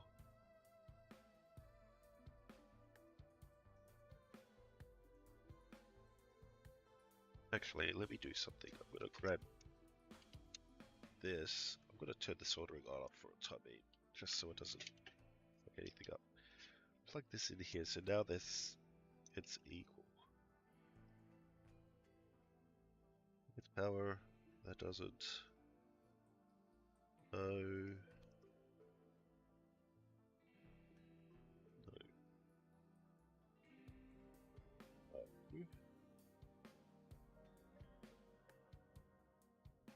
There's something touching something that shouldn't be touching.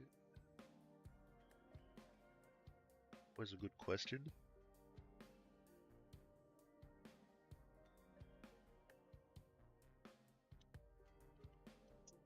Let's turn this onto volts. Let's see if we can start. Ah, what's going on? God damn camera.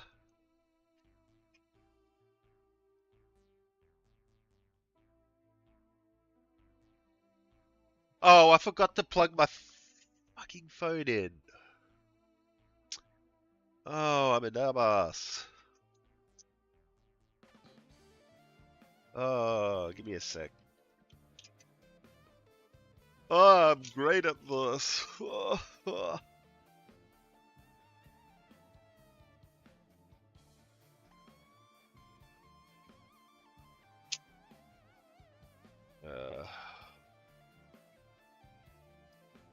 It's like, gee, why aren't I getting power anymore? Signal anymore? Could it be because my battery ran out?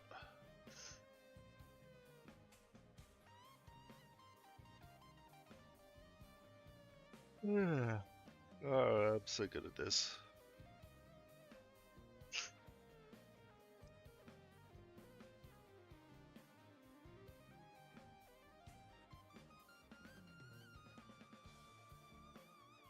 Yep, 1%.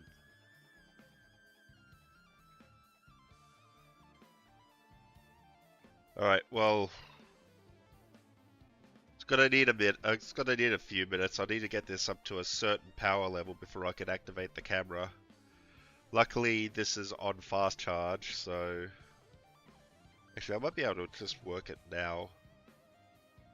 Seriously, why are you showing 0% now? You were just at 1. You're fast charging. You don't.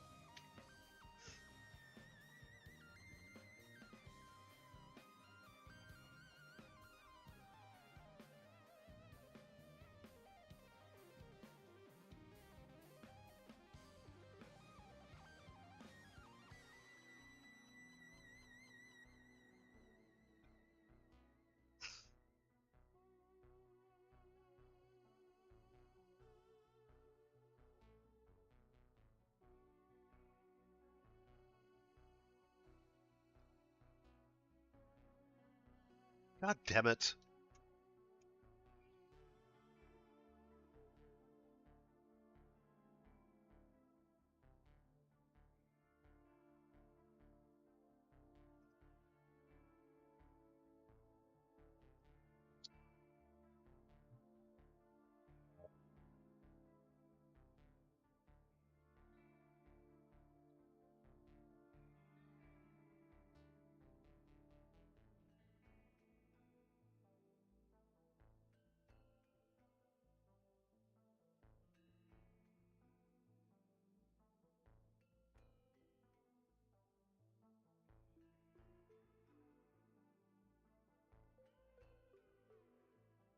There we go.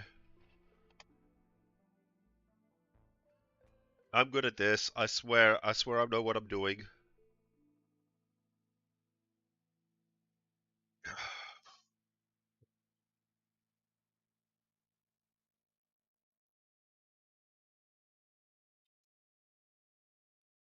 Now I just have to probe between different things.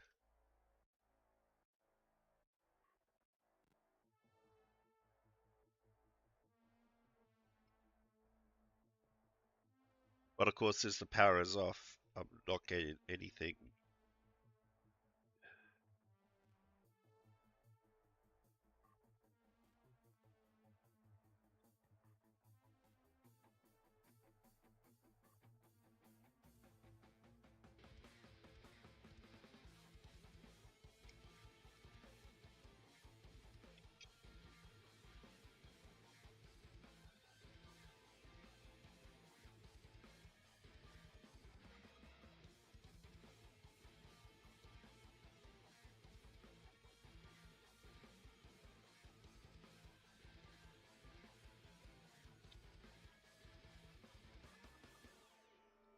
Gain a signal from here to turn it on.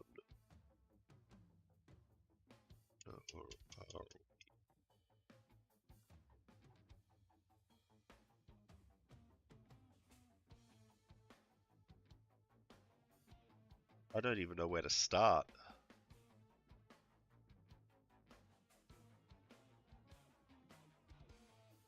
And usually I would need a power source to indicate that this is going on, but I can't turn this on from a switch.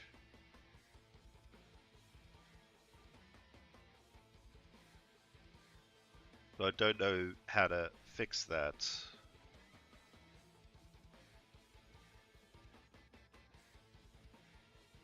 What I would need is some sort of extension cable to go from here to here to power it.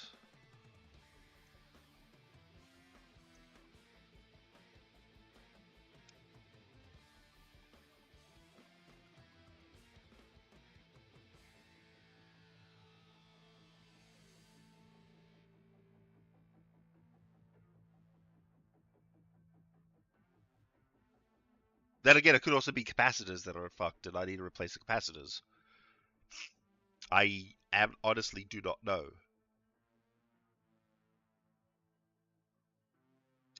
Alright, let's do this instead then. Instead of me just probing around aimlessly, I'm going to do some research on this. Let's see if we can fix this Sega CD. Now this one works, but again, as I mentioned, so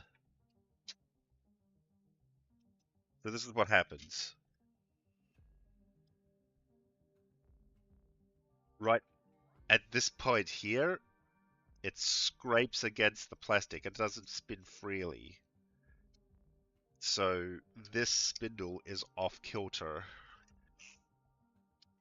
And the real question is, how do I fix that?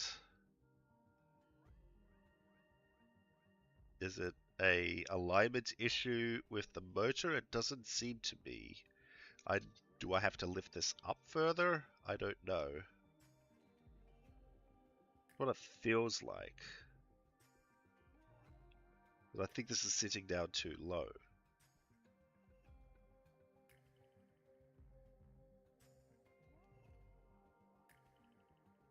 And how do I get it to sit up higher? Do I have to pull it out? Actually, that's a good thing to check. Let me grab this one here and we'll do a side by side.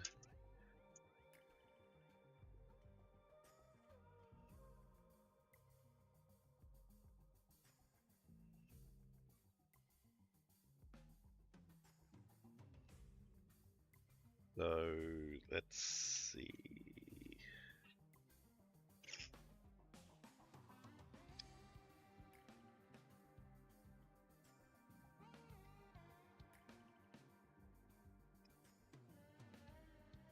Yeah, see, this is sitting just below the, like, this is only just popping out of the chassis. And this one is clearly further out of the chassis. So at least we know that. Now the question is why, or how, or what, or huh?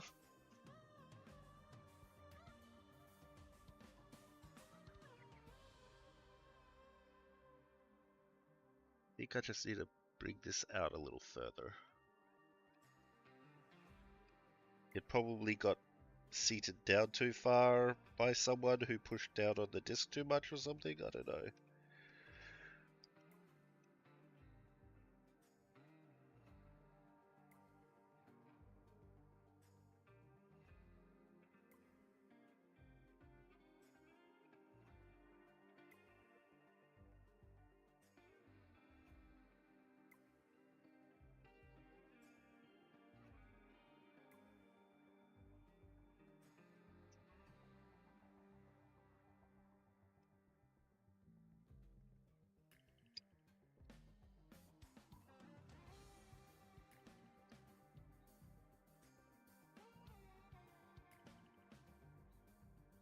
Yeah, I think the motor's sunk down. Because I can push this up fairly easy. Like that.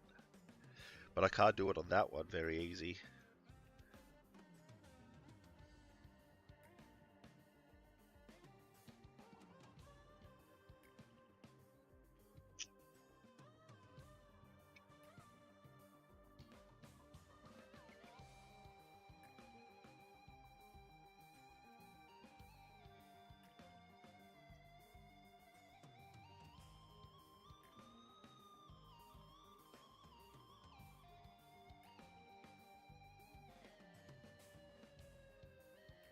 There we go. I'll push that up a little bit, and that should hopefully do it.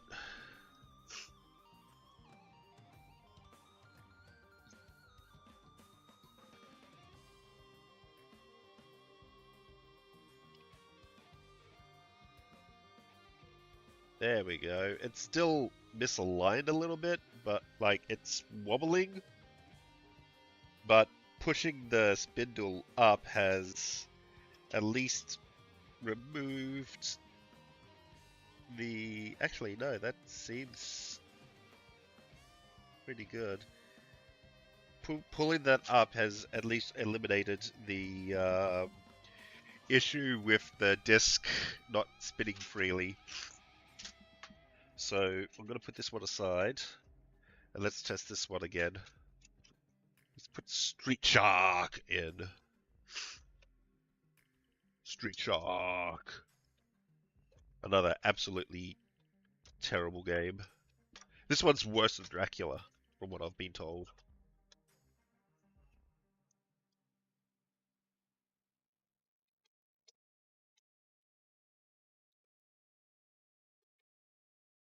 So we turn this on, move this up. Is that showing? No, because the console is not powering on, because I've got no power to it. That might help.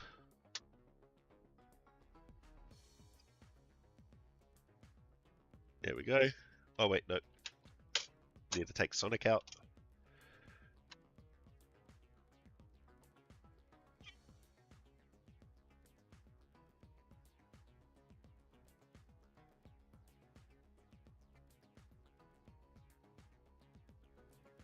Alright, let's grab a controller.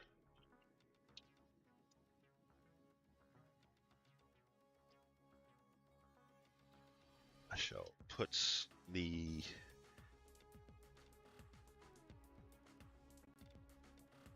and let's start. No disc. Ooh. But it is reading audio tracks. Let's do this. I'm going to grab a little bit of the tape.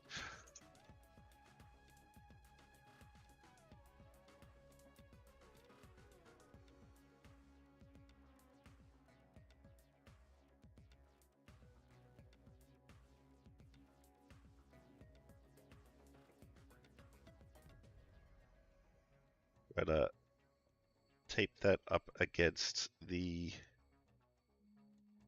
pressure sensor. Don't think that's actually doing it.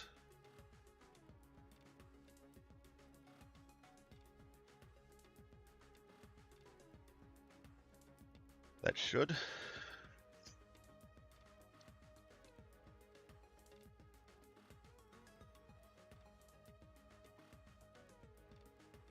CD door is closed.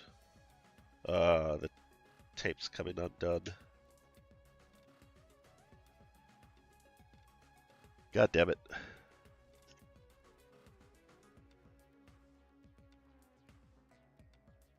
It is no longer checking disk.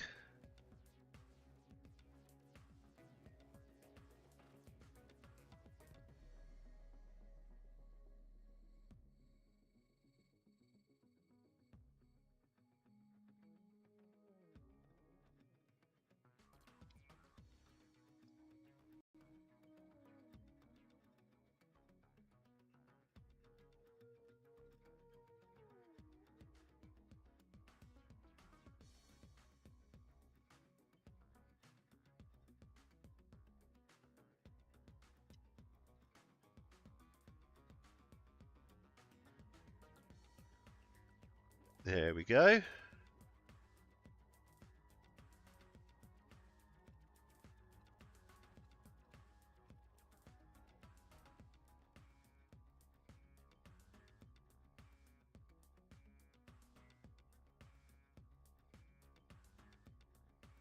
Let's see if it actually loads in. Because this was the part that I was having problems with yesterday. Because it was dragging the disc against the frame. It was not loading into a game because it wasn't spinning fast enough.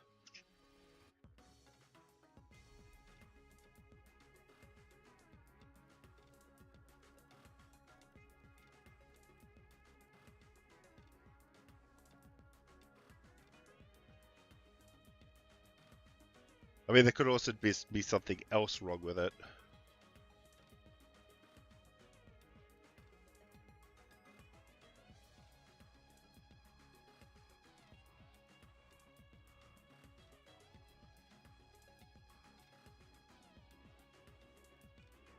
I feel like it should have loaded by now.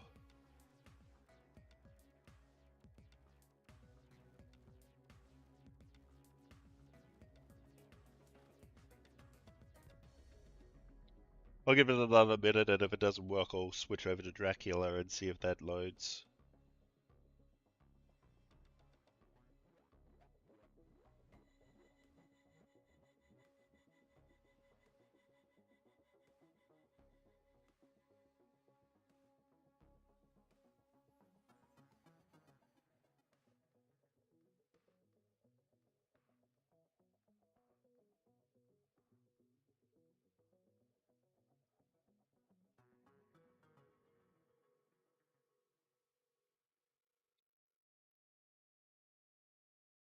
It doesn't look like that's loading up. Alright, where did I put Dracula? It is not even there. It is over here.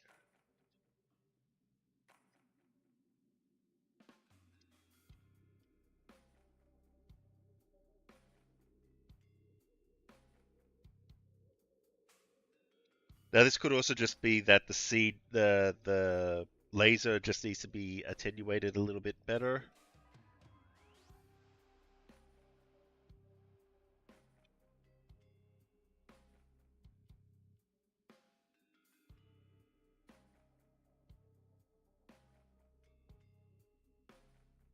Like maybe I need to add more power to the laser.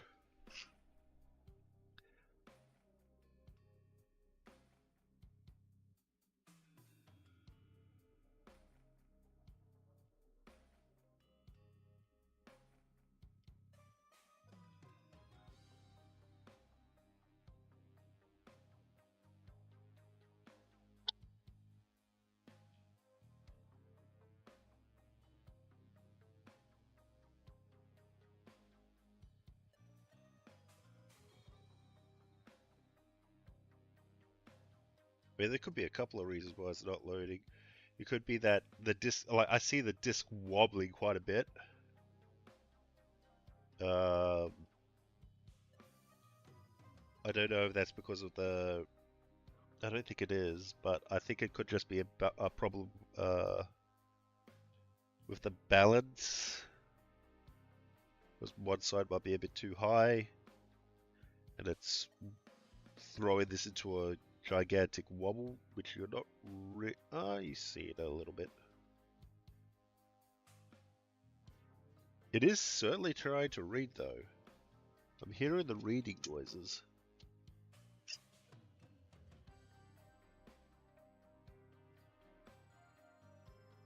It is wobbling a lot though.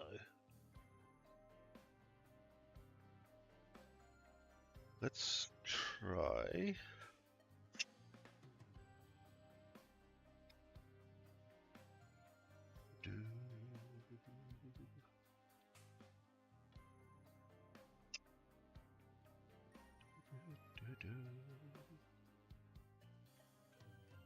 Let's see if I can fix that wobble.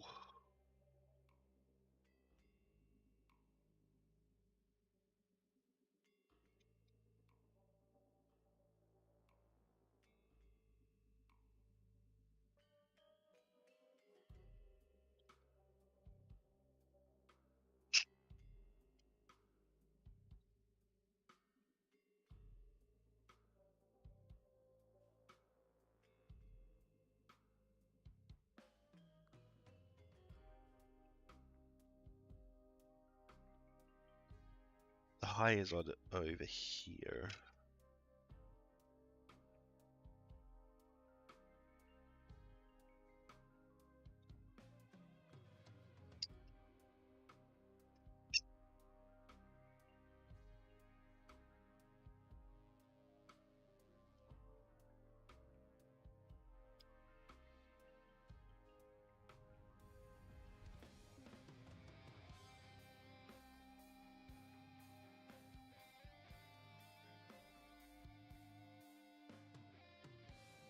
A little bit. I do also want to try changing the laser strength if I can find where I put my god dang screwdriver, because I'm always losing that stupid thing.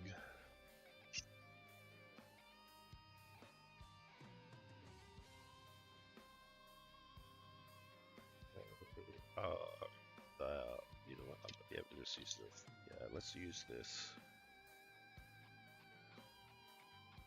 See, yeah, that's the thing. I don't think it's the laser because it is seeing the CD.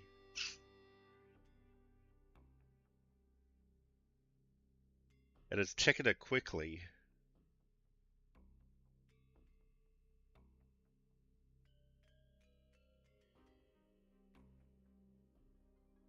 Gets to this point.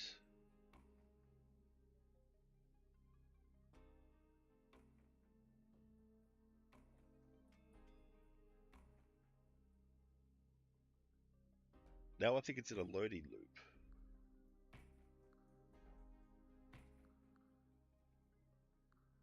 No, it actually read it. Okay, that did something. Okay.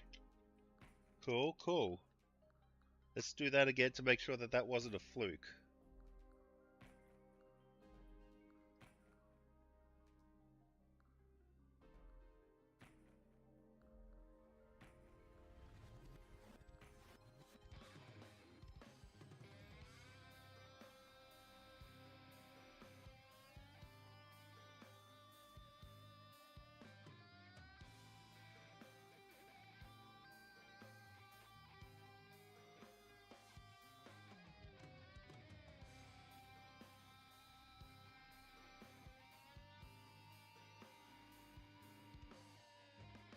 No, I think it's got to load again. There we go. So fixing some of that alignment issue did make a difference. Let's see if Sewer Sharks loads.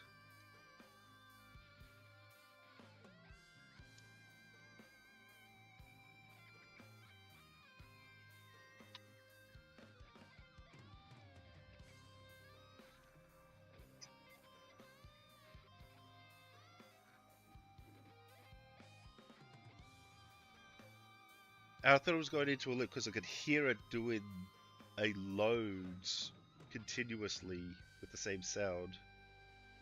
Hey! I think we have a working Sega CD.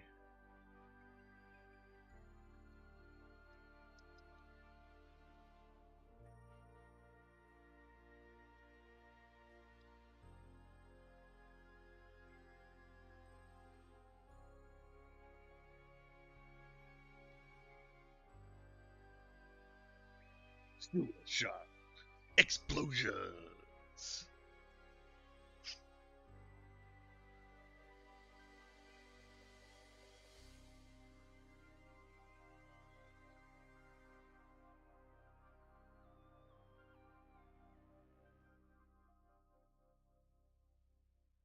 Look at that compressed video. Hell yeah.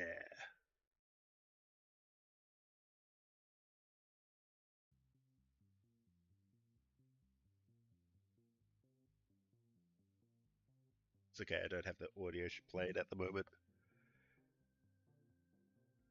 I just want to see if it loads.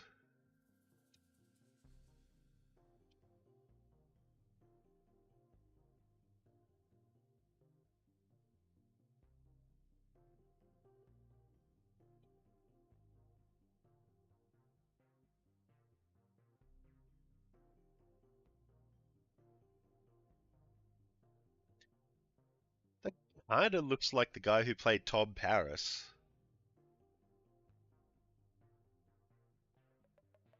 Should check on that.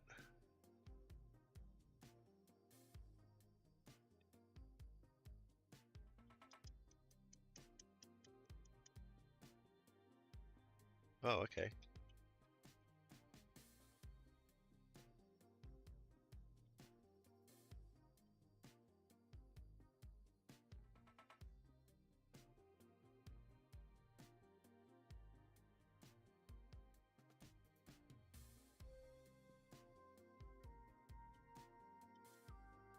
Yeah, killed one.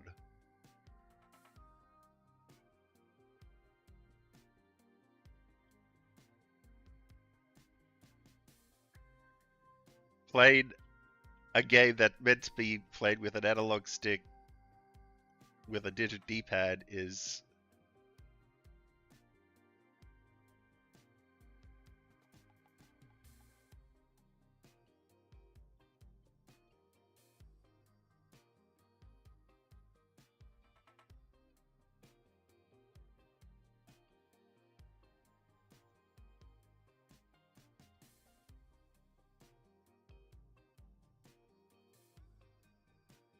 This game and this music doesn't fit together, that's for sure.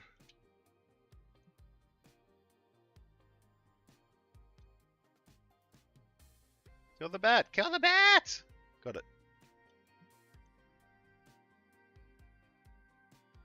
Alright.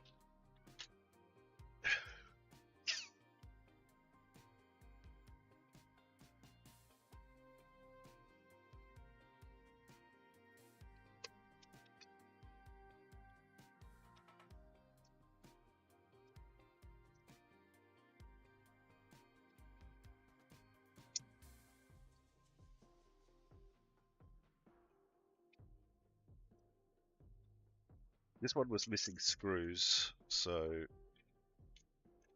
I think there's only like 3 or 4, like 3 to go into the motherboard. Yeah.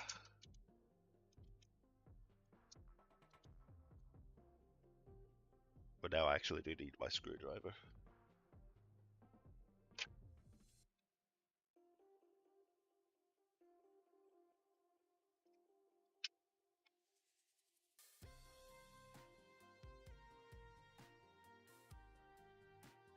Let's just use the Mega Pro.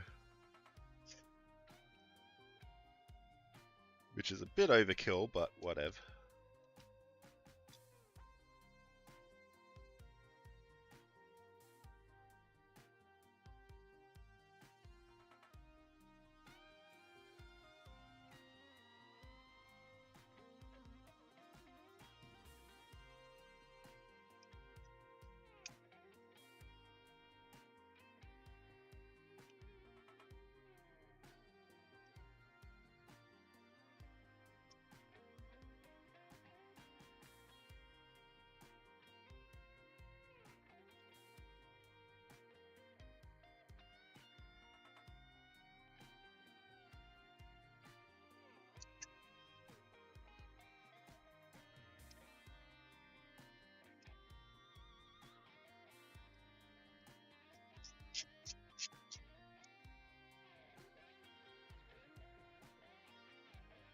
I really hate how that feels.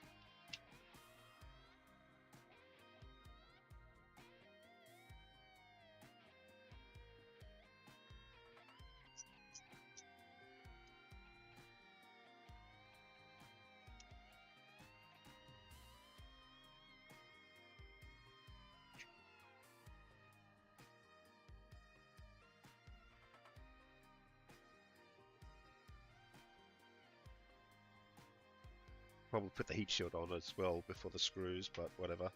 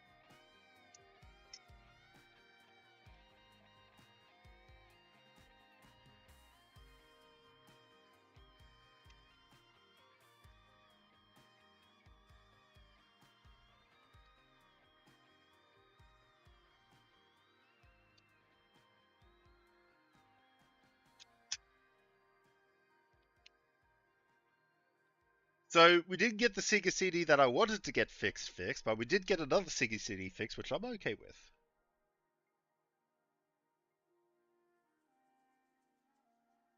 As long as we get one of them fixed.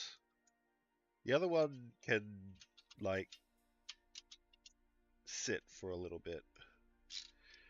Been told that I needed to get at least one of these fixed. and I have accomplished the mission of getting at least one of these fixed.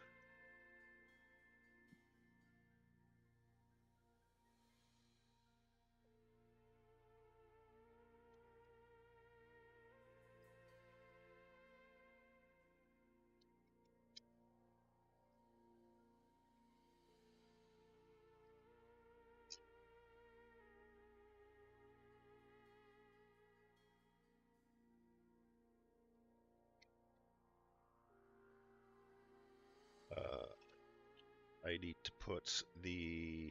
I love having one of these spare. I should probably get one of these just to be able to put onto... and of course you didn't see it. One of these. I like having one of these spares so I can just clip it on and use it. Whatever. Get out cover. I need the... I need the plane to put the thing back on. Okay. I guess the question now is where did I put the spindle plane? It's probably over here. Yep, there it is. So this, I need to...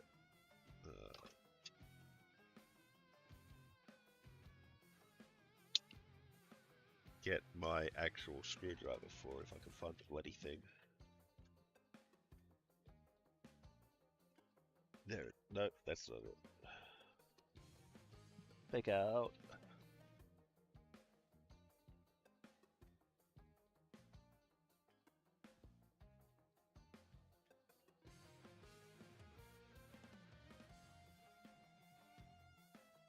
Did I drop it on the floor and I didn't notice? No.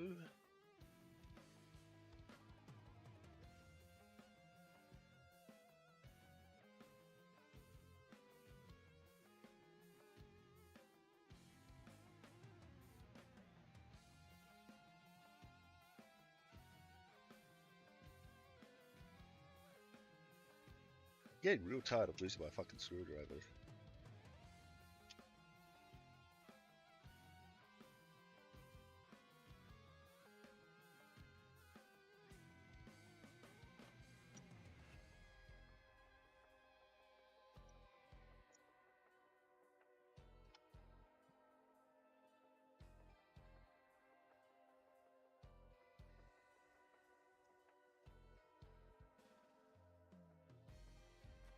It wouldn't be me working on something if I didn't lose my goddamn screwdriver all that goddamn time.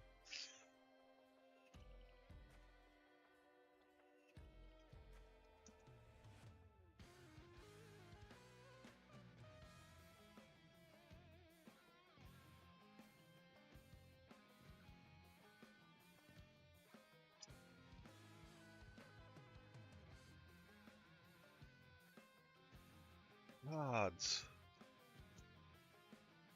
Well, whatever. I've got a second spare thing I can use to take this off. That's not gonna work.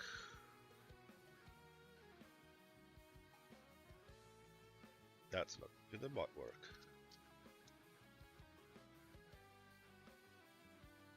Barely. But yeah, this one I have to unscrew. Put this in like so. Put that there. Put this on top. Got the two little hooks there to hold it in place. You screw it back on.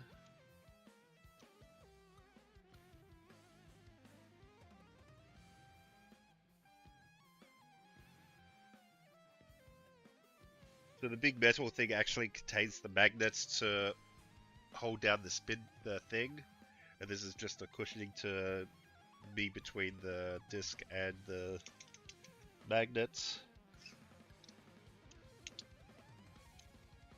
And I might actually want to put some grease on that.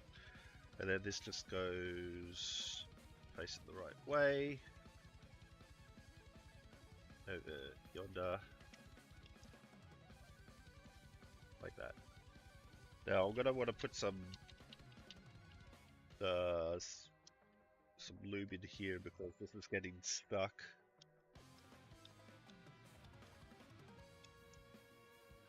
I'm gonna actually take these slightly apart if I can.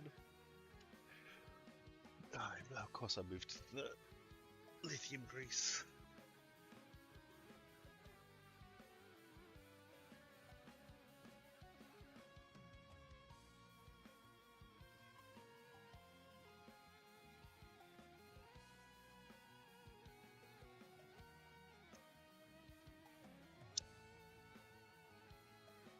That gets held down because it's not springing back. I'm just gonna put grease everywhere.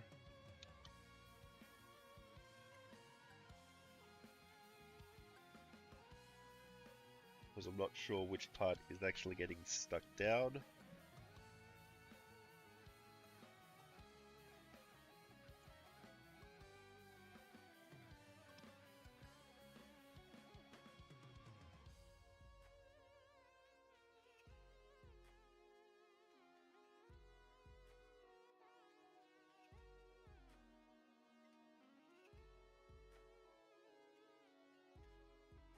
See, it gets stuck there. I think it's behind here that's getting stuck.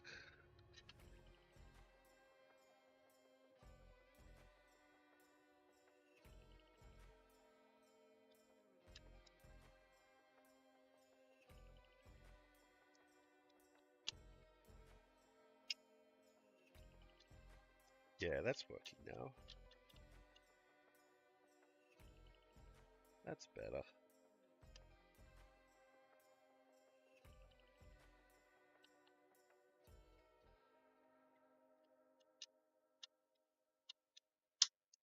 There we go.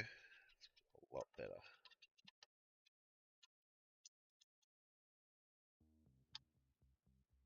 The shell on. Now the problem is that I'm only going to have 4 screws to hold this in because these 2 screws are fucked. And I don't have any replacement screws. Before I actually screw everything back together though, make sure everything is working.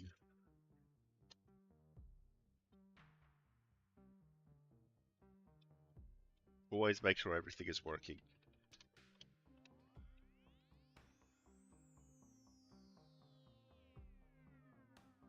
Before you put it together, after you put it back together, but before you put the screws on, every single time you do a step, you want to make sure that it's working.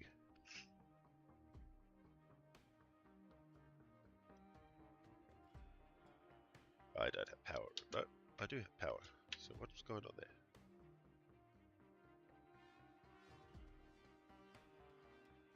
See, now it's not even loaded the Sega CD screen.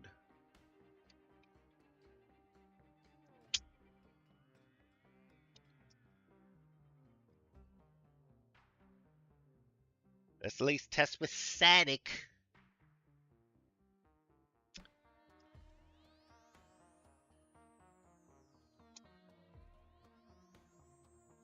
Did I put Sonic?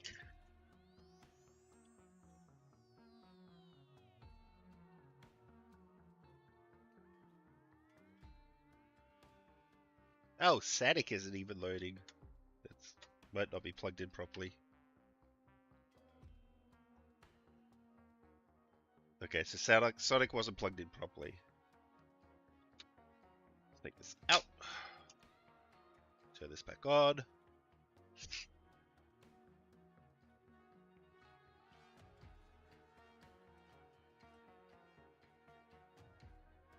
Every single step of the way.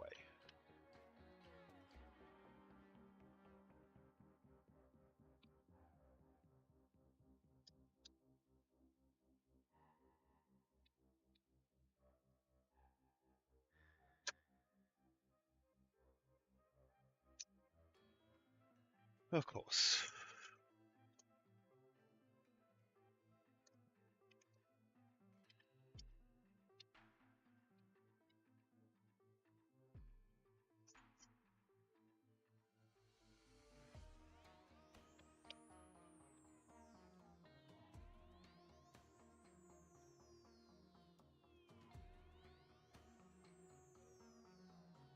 That's different.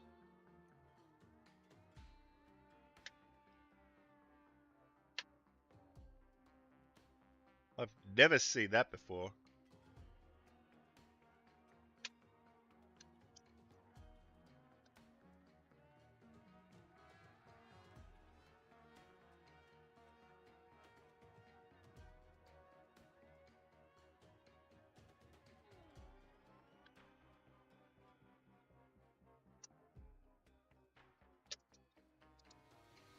I have a feeling that's just not making a proper connection to the pins.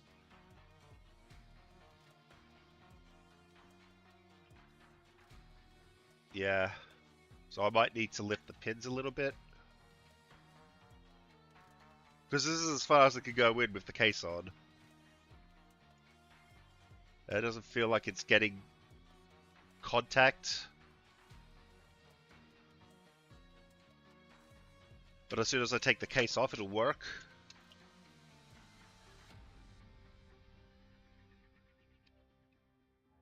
Back down over here. Please just stay standing up. Thank you.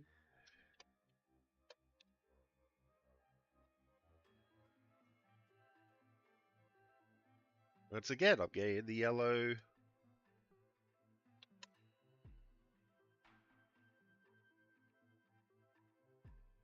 What is that?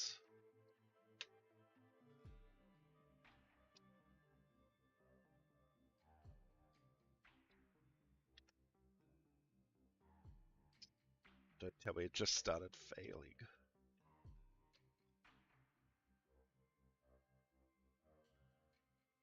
Is something touching ground that shouldn't be touching ground?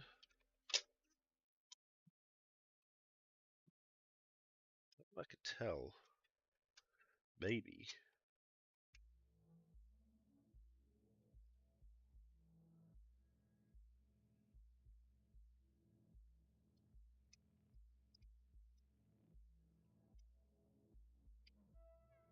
Fix some of these cable positionings.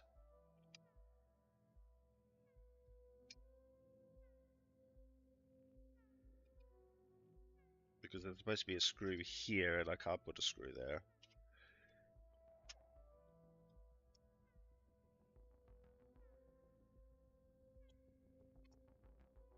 I might need to steal some screws from the other Sega CD.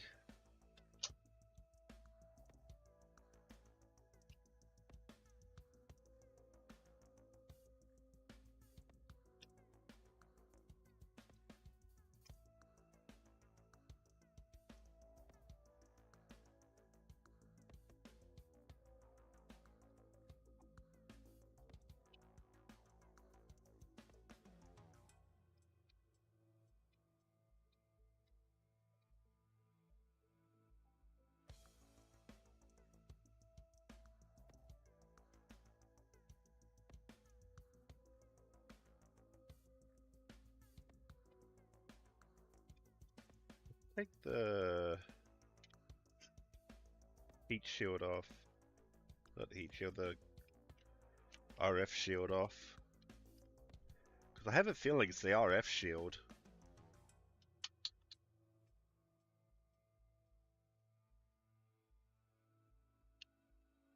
Like everything was working perfectly fine until I put the RF shield on.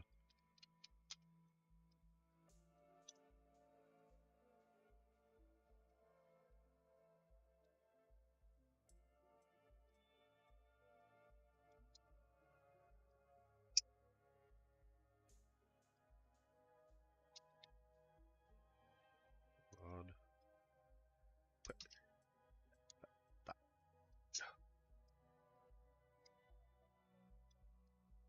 Come on. Oh, I fucking hate these.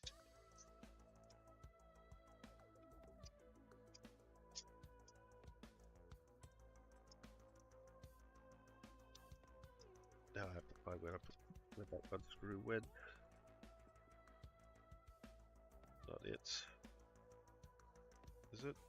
That might be it.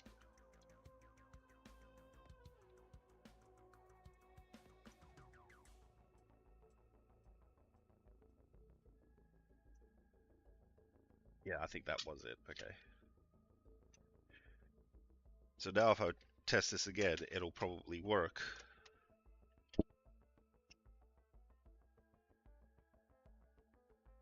Or not. God, every single time!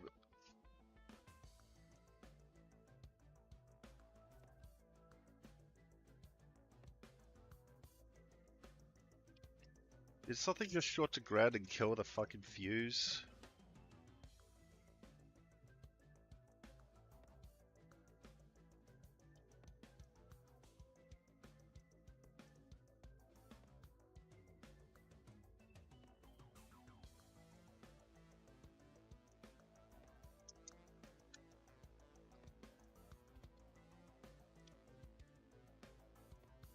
Nope, the fuse is still good. Good. I didn't want to have to take this thing apart to refuse it. So why is this now not working? Ah, every single time. It was working. And now it's not.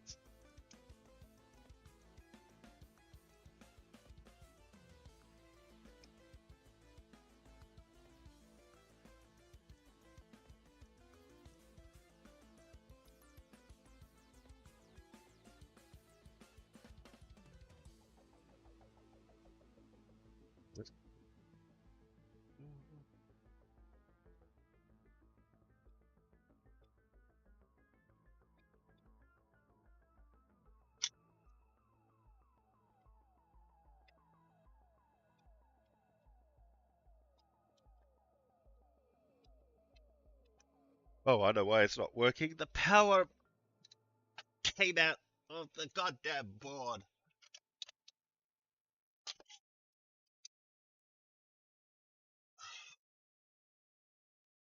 Everything is peachy.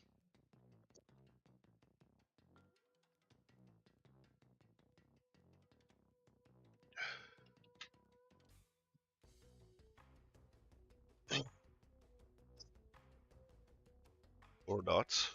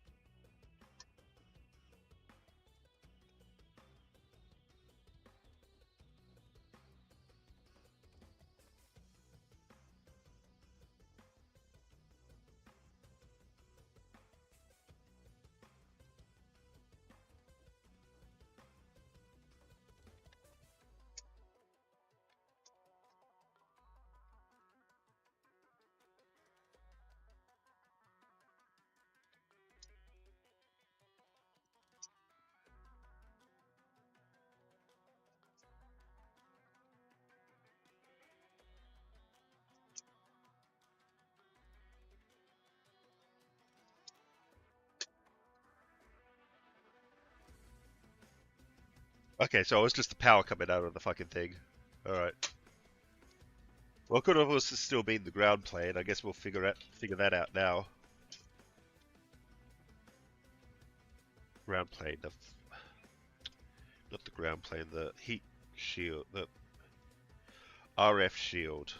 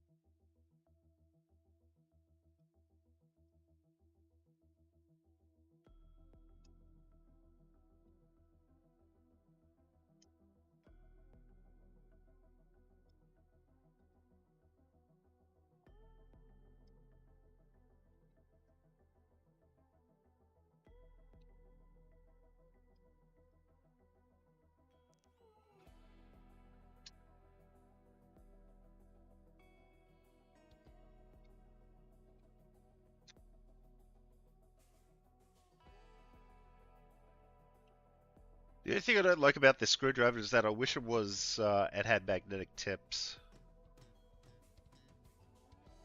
But it doesn't, so I don't know why.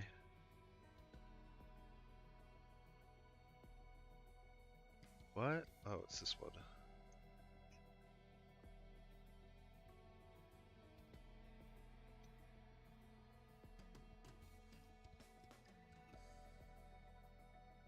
Okay, just to make sure that it still works with the RF shield on.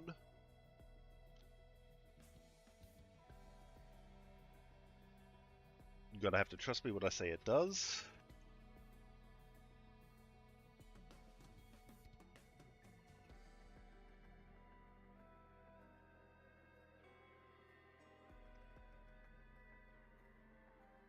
You put the cover back on.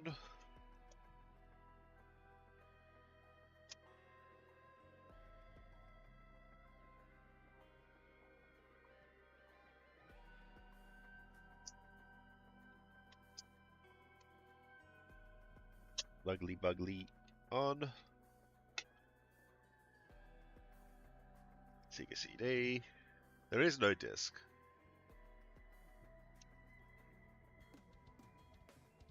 Now we put in Dracula.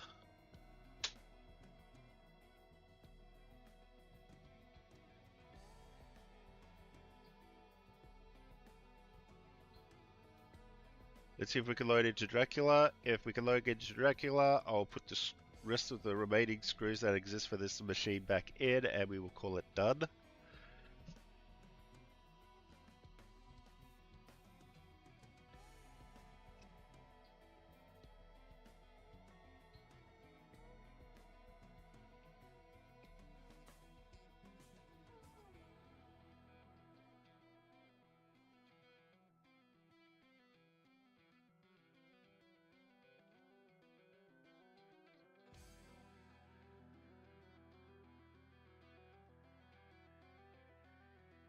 Come on, load for me.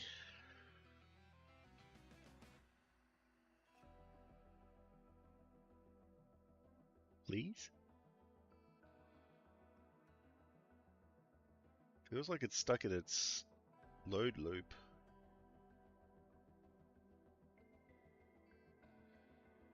Again.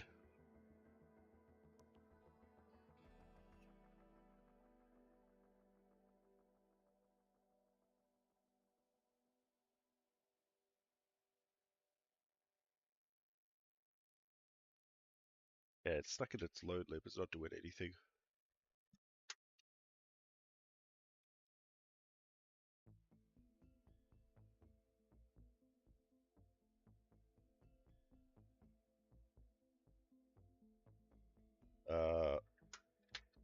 Yeah, it's this Genesis. Okay.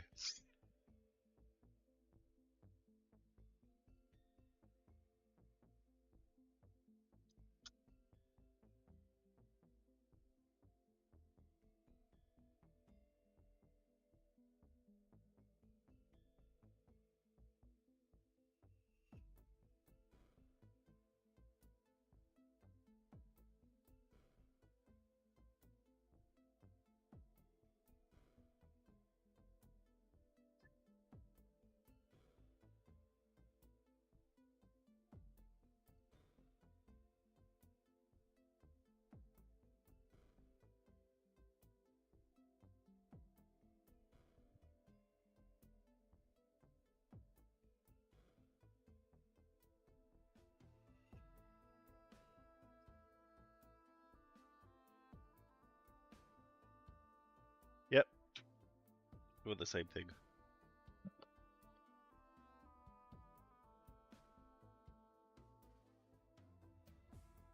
Let's try with Street Sharks.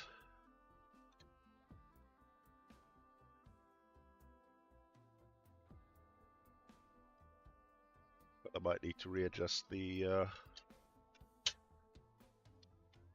balance again.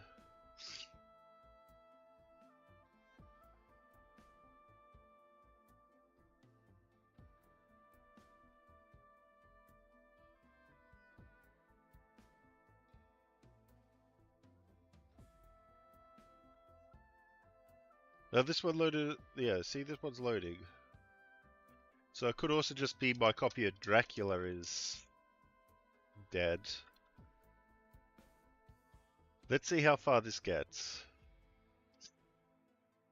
Let's see if this gets to gameplay, and then we'll try Dracula again.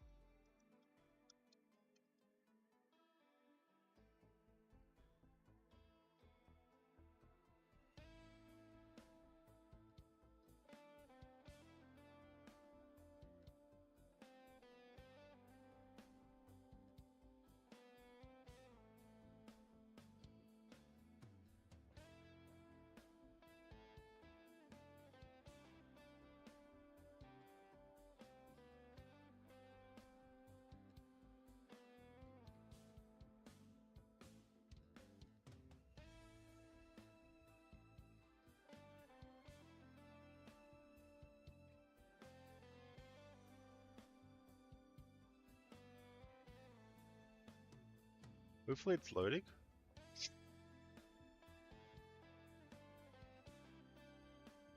Sounds like it's loading.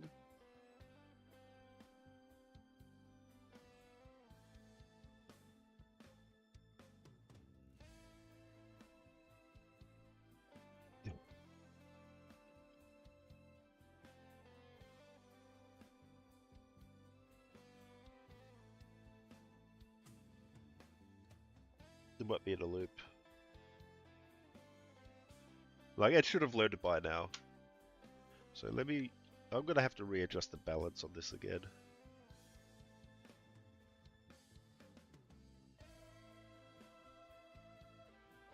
This is the high point, I think.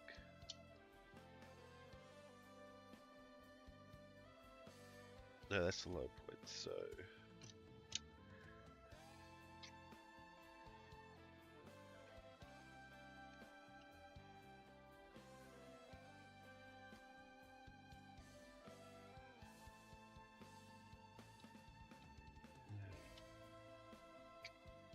Try that.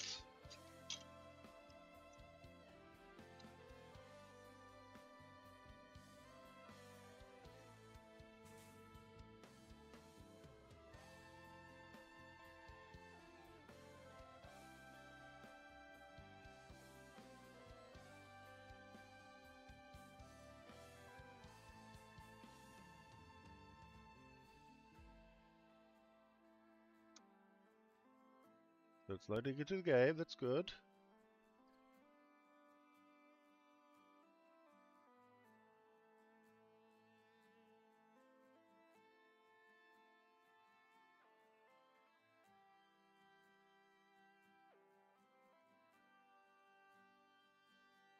Made by Hasbro.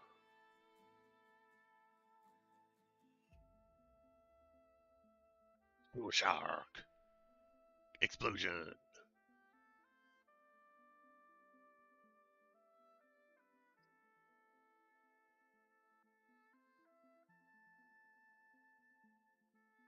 Yep, that looks like that did it.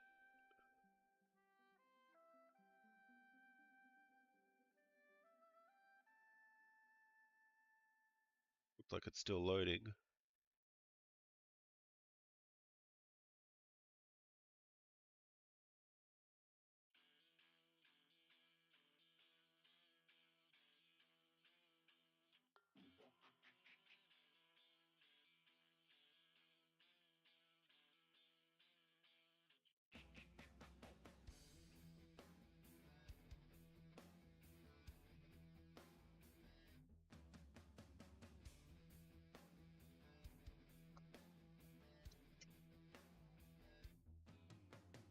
Huh.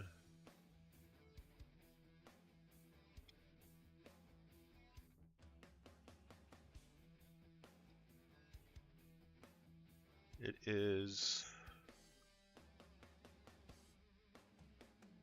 doing weird stuff.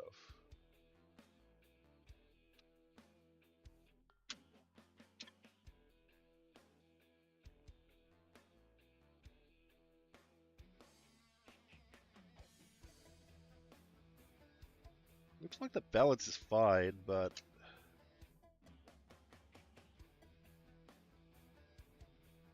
I don't know.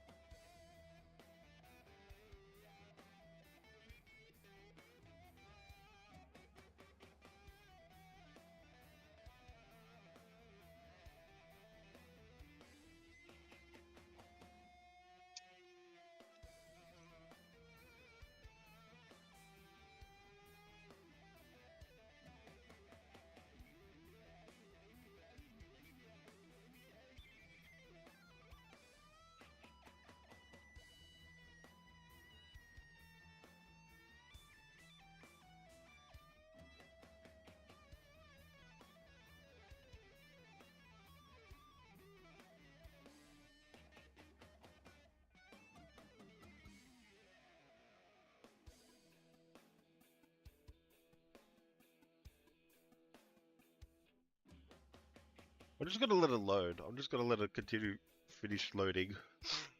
Smashing through might. I want to see if that works.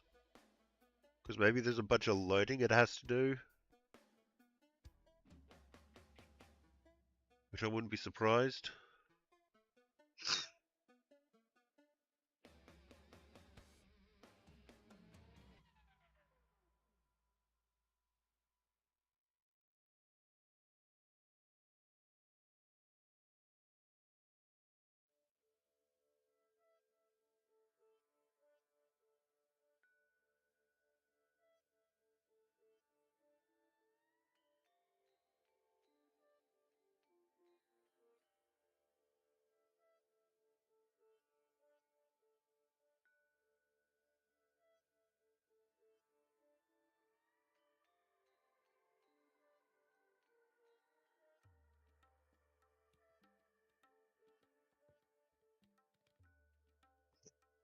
Alright, I need to know who these actors are. I'm pretty sure that that guy looks like the guy who played Tom Paris. Sewer Shark Game.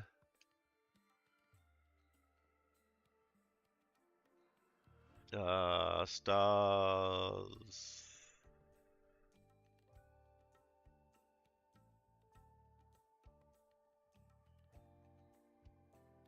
Say.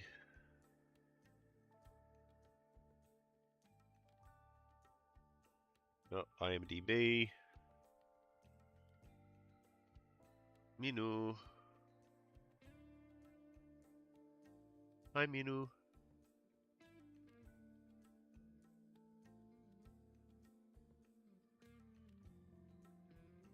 Minu. Why you? Hi, Minu.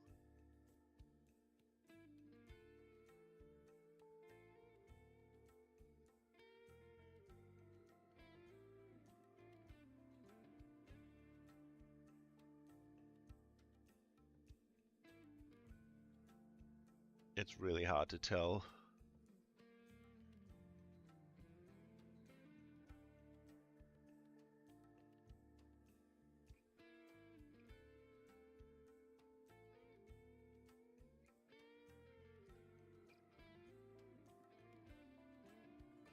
Don't think so, anyway.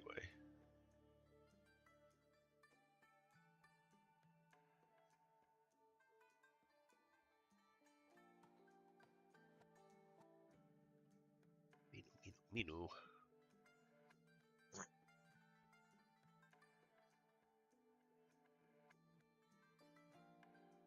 Yeah, I don't think it is. Alright. I believe that that was played by Robert Weaver. Alright. I've let it load long enough. Oh no, Ghost. Ghost was played by David Underwood, who is also known as someone who hasn't had a acting job in the past 25 years.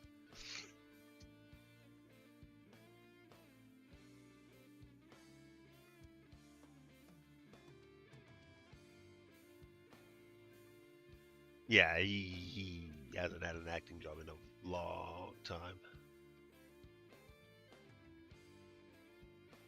Alright, so letting it load works, but fast forwarding through it, like trying to... I want to see if it actually does finish loading and I was just impatient.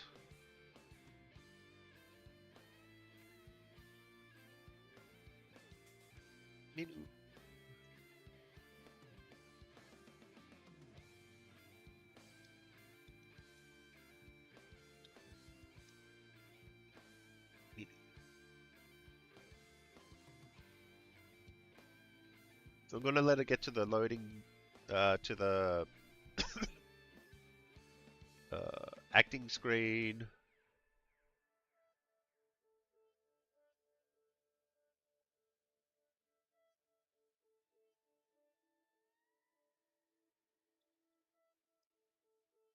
Do the explosion. Minnow.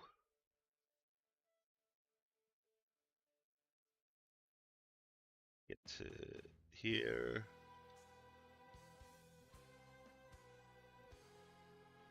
Yeah, see it loaded fine now. Alright, well, let's put Dragula back in.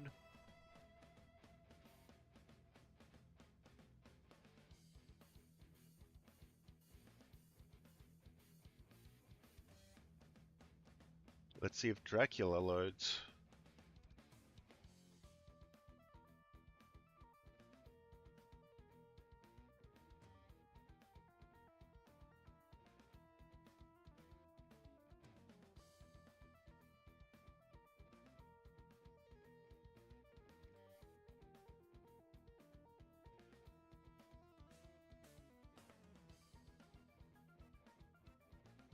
Alright, well, I'm gonna let that load. I'm gonna stand up and see what Minu wants, so I'll be back in a bit.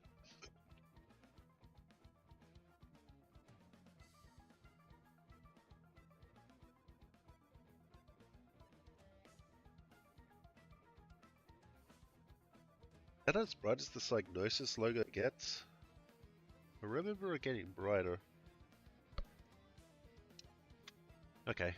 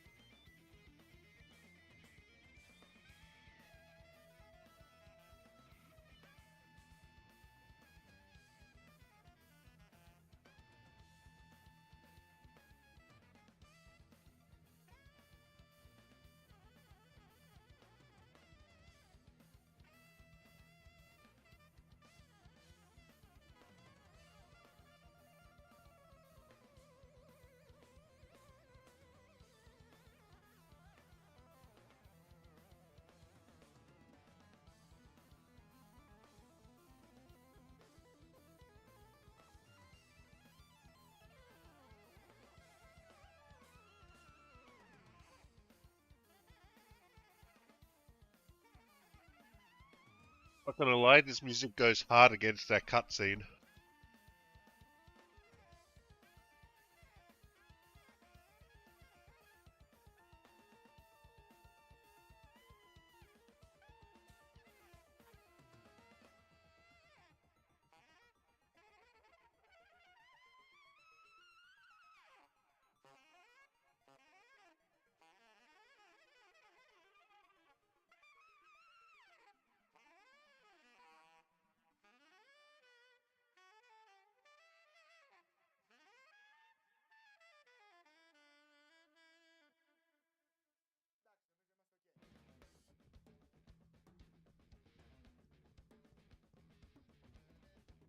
Righty. So, I guess that could mean a couple of things. It could mean that the capacitors are dying because it needs time to power up, get some power into the capacitors. That's got to be the most likely reason at this point. But yeah, everything's working that I'm aware of. I am going to consider this one done, which means I now have to put screws into the bloody thing.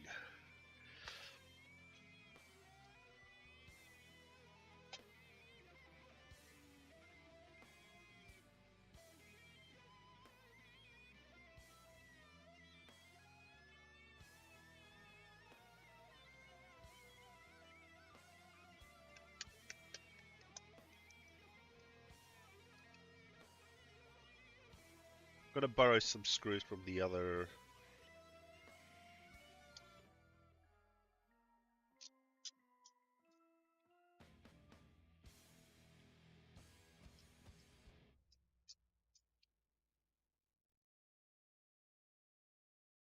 This one and this one are fucked.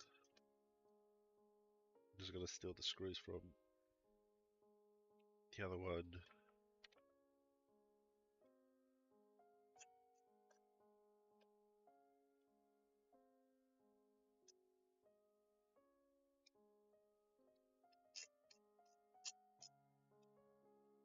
And done. Gonna put that on the pile.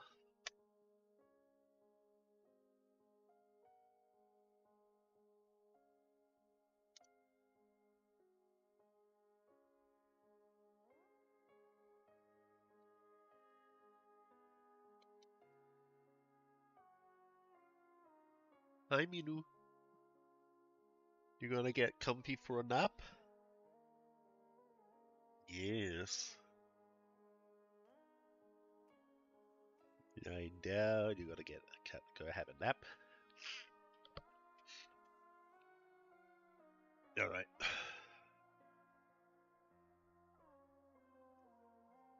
That's my metal one. So we're gonna put this aside.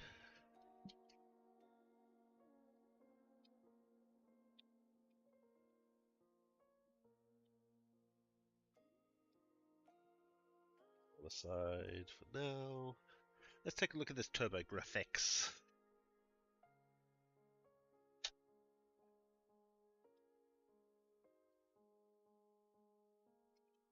So we know that it is not powering up.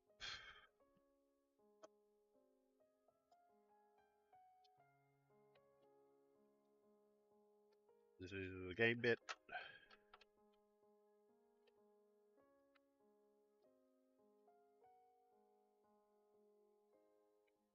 Here.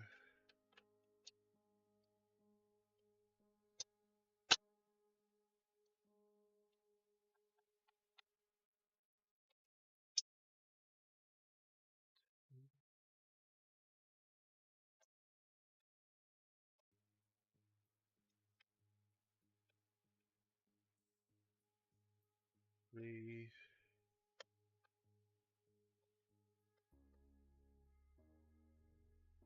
4,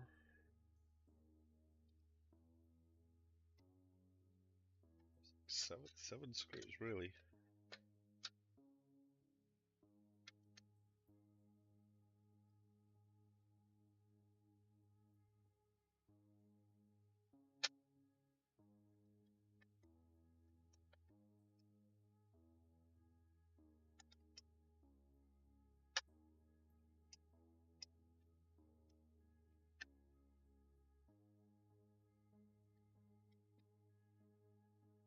take a look inside. And okay, the bottom holds just the RF shield. That's a fuse. Holy moly, look at that baby. 1.25 amp, 125 volts.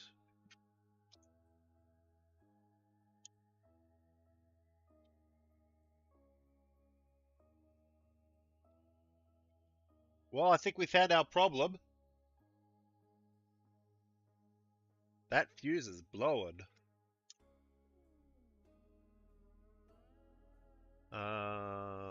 Yeah, not gonna take that off because that might be a erasable prob.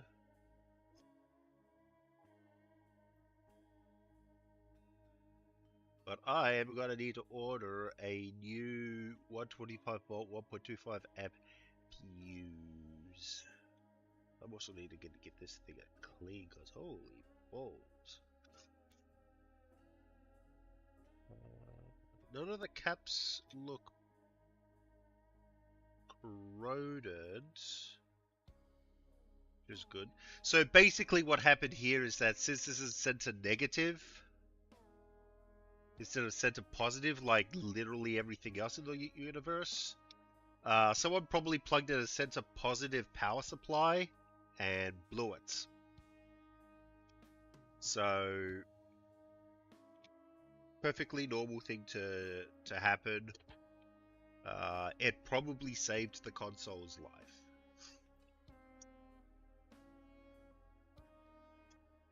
So there is nothing that we can do with this one. Nice, easy, quick diagnostic. Needs a new fuse. Oh, okay. That's why that was having problems being taken off.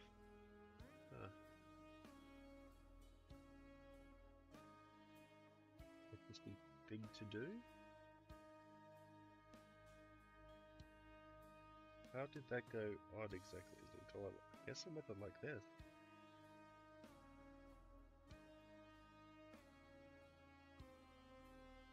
No.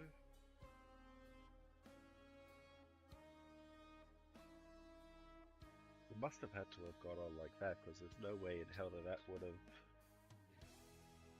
But that's impossible because now nothing lines up, so it has to.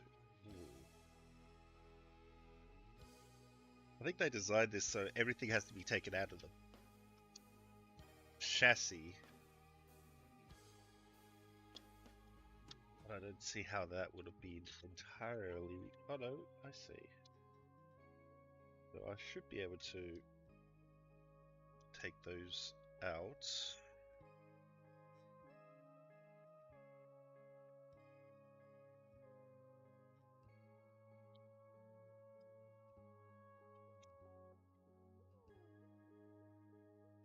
I think these are the two final mounting screws.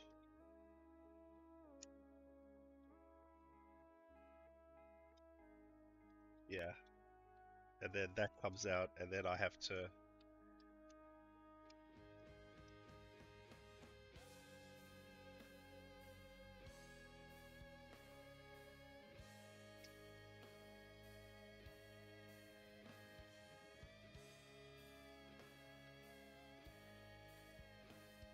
Yeah, that's interesting. That's a cool way of doing it, though.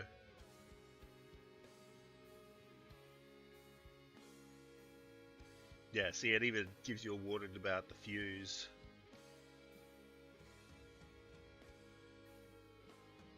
That's cool. So, I guess this slides up. This slides up. It's an interesting way of doing the heat shielding, well, RF shielding. Gotta stop calling it heat shielding. It's not heat shielding.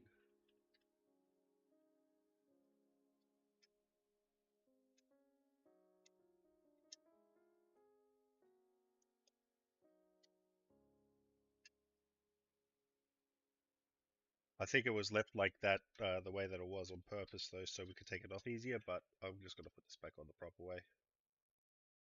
Since I'm going to need to get a big old fuse for that. It is not a Pico fuse. I wonder if I can replace it with a Pico fuse.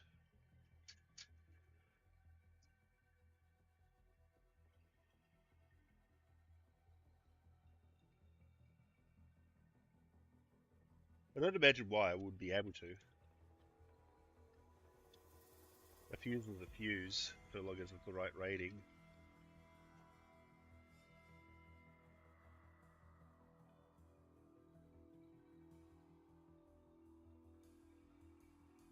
Come on. Come on. Come to Papa.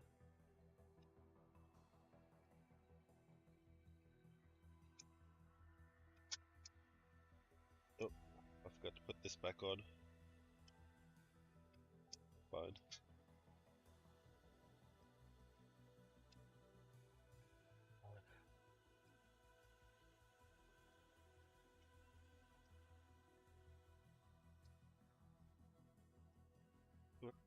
Do this.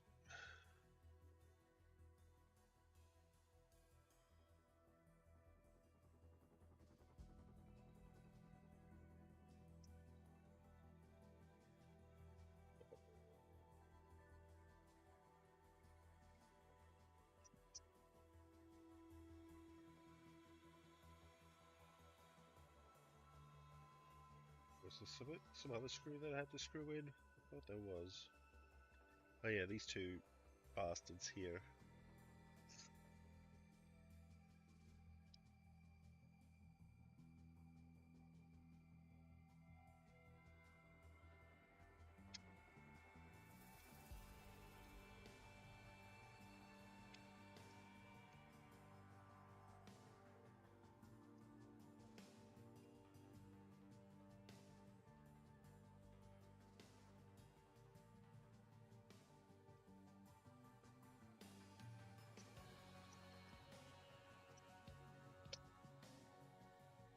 Switch this out for the game bit. Screws back in.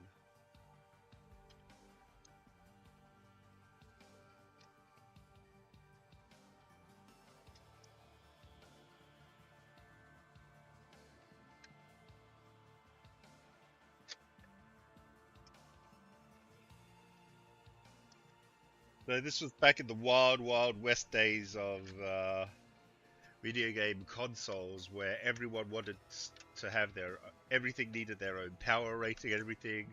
But then some people are like, you know what? Let's do this center negative because I don't fucking know why.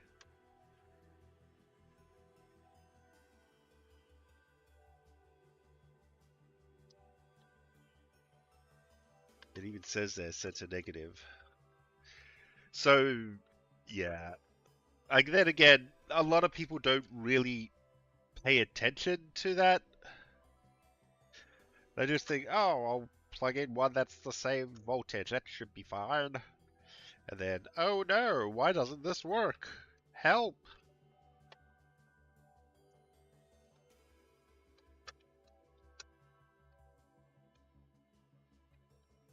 Oh, there.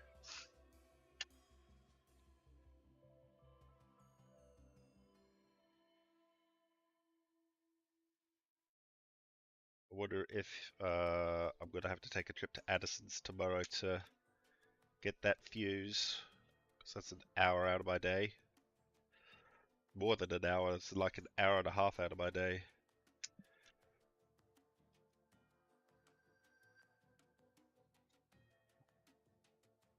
Probably closer to 2. These fuse 125V 1.25 glass.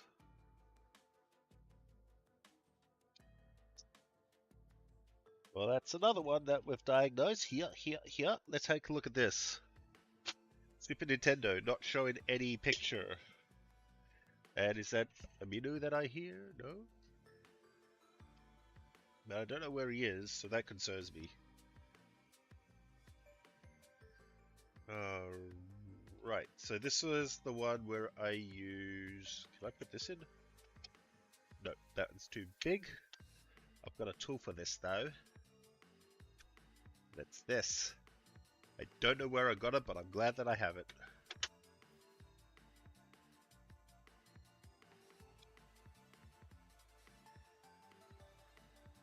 It lets me get into these really hard to reach spots that I can't get with a roll screw. Hi, Minu!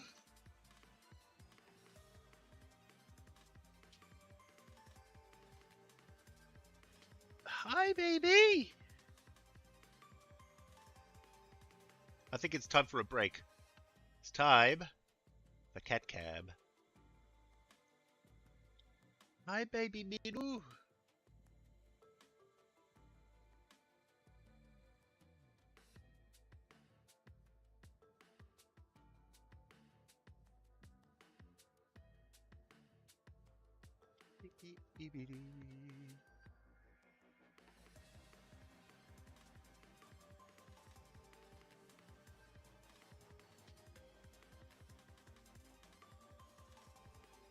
He's lonely.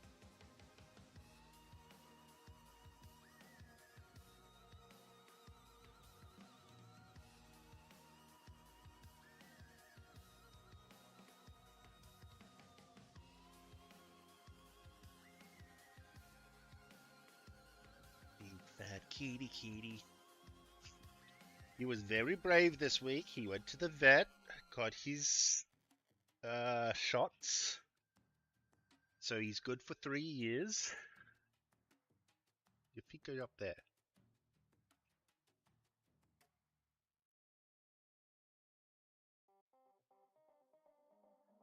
Who died this year? James Earl Jones, Shelley Duvall, who was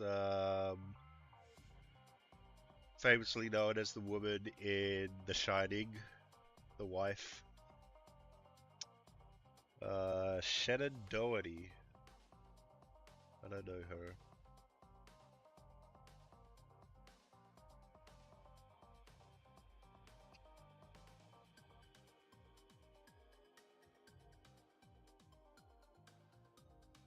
A lot of B-rated stuff.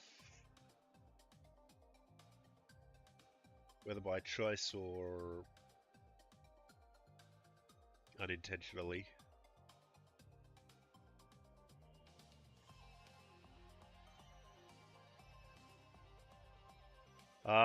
Renee in Mallrats.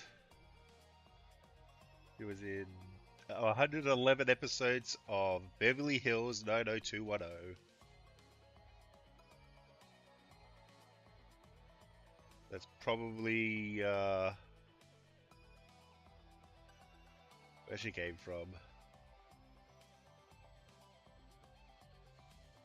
Maggie Smith. Yeah, Maggie Smith died this year. That's right. She had a lot of things going for her. She is unfortunately also known as McGonagall in the unfortunate knowledge of fucking Harry Potter shit. But she had a really, really good career of things. A lot of British stuff. Wasn't she in... No, she was in... Oh yeah, she was in Downtown Abbey as various characters. I thought she was in Bridgerton, but she isn't listed there. First Wives Club. She was... Oh, she was the head sister in Sister Act. Why aren't you focusing? What's wrong with this thing? You know what? I'm gonna overwrite the focus because the focus on this is fucking horrendous.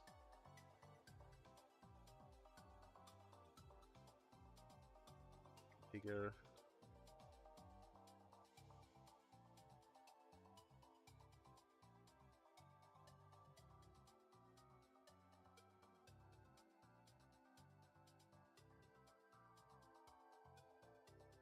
God, I've told it not to autofocus, but it always wants to autofocus. There we go.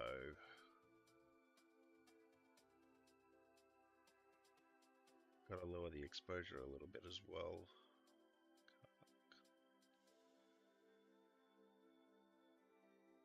What about if I go to -6? That's a little bit too much. 4 is too high. 5. You know, I think I'll just adjust the white balance. I think 4 is fine. I just need to adjust the white balance.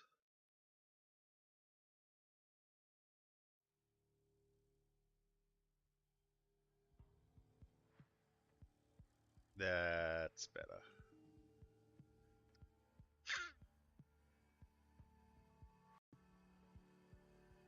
Because he is a very white boy.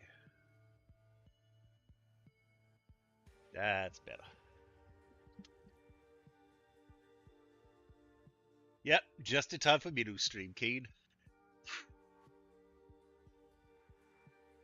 I'm also like this is break time, but I'm also going through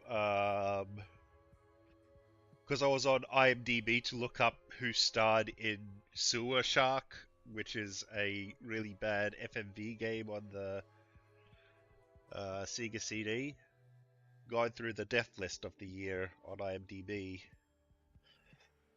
Quincy Jones died this year as well. He was. I know him from somewhere.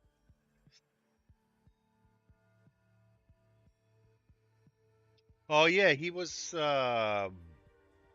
Wasn't he?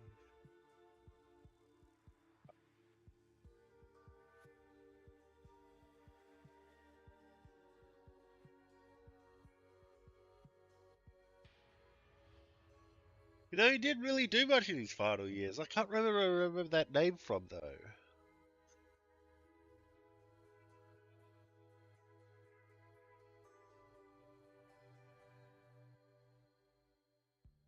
I guess he was just a composer and musical director. Okay, that makes sense. Yeah, he'll that. As I was saying, he was a brave boy this week. He went to the vet and got his shots for 3 years. He's a good boy. He is. Yeah.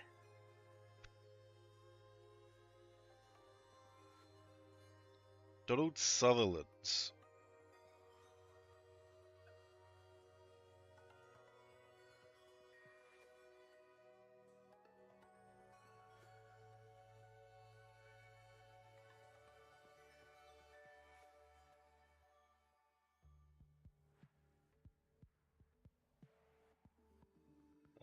Hunger Games.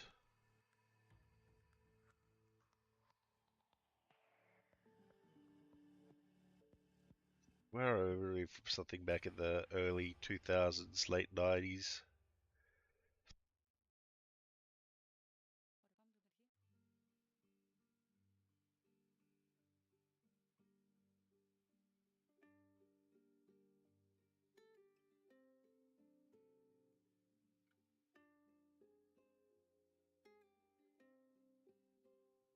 The Italian Job. Dr. Sid in The Spirits Within, the Final Fantasy movie that was god awful.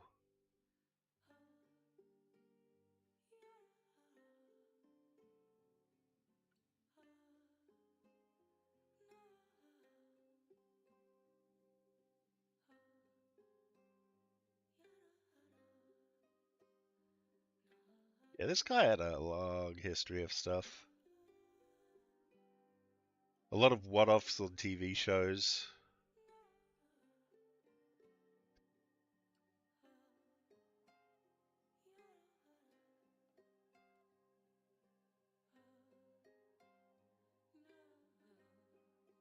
Carl Weathers, Alphonse in Family. I don't remember the one with Will Smith in. I never watched it as a kid.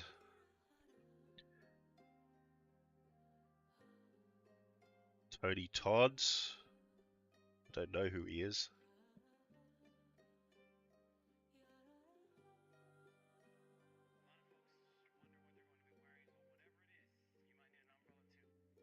what's my arm again? He was Zoom in the Flash TV series.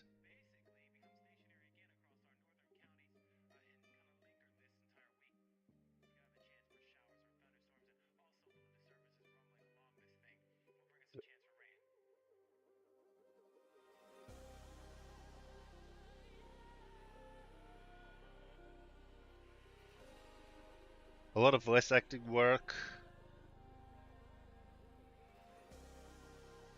A lot of one-off TV show stuff, from what I can tell. Oh yeah, the FF movie that sank Squaresoft, that's right. It was so bad it sank him that I had to merge with Enix.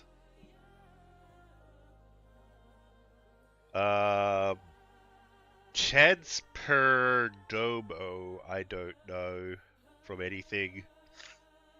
He was relatively young, only 28. God, I love this. I love this version of the track.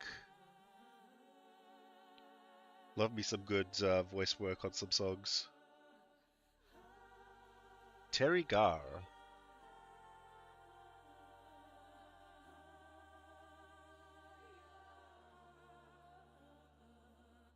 Why do I know that name?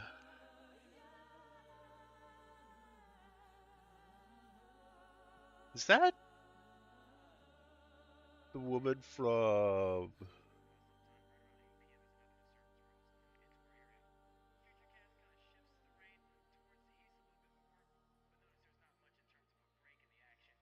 Because I saw a picture of her with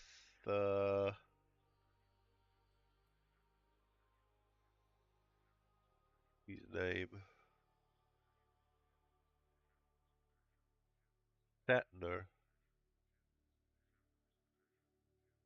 Yes, I thought it was Shatner.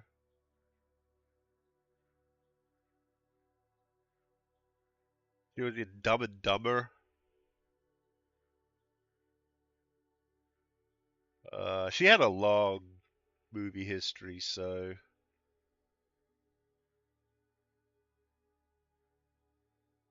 she's been doing a lot of things for a long time. Christian Oliver, who's he? He looks fairly young.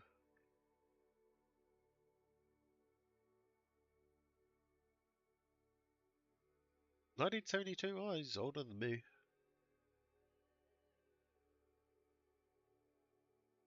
Like, I'm trying to put faces to names or names to faces.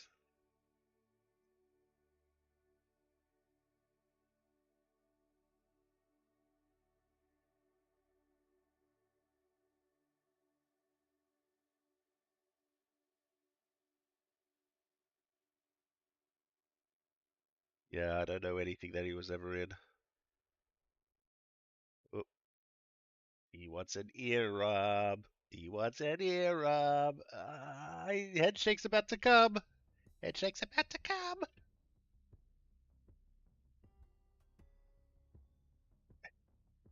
Oh, he loves this. He loves this.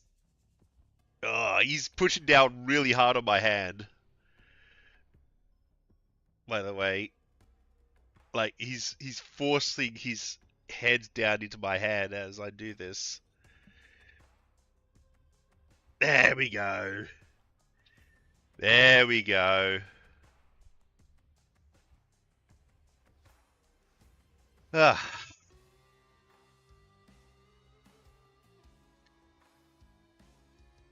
Wait, no, this stays full screen.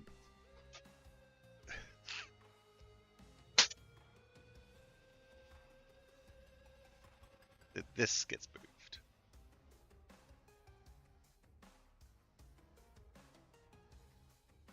He really loves his ear scritches. He loves them so much.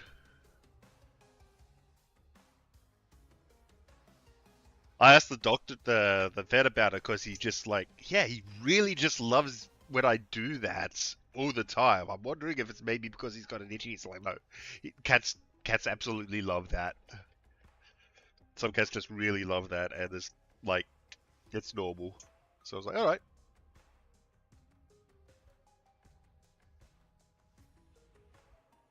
Because he did have a fungal infection in one of his ears last year, and I gave him some eardrops and cleaned him for that. So I was wondering if that may have been a symptom of something else going on. Alright. Oh, this is doity. I don't know where the other two screws went, but whatever.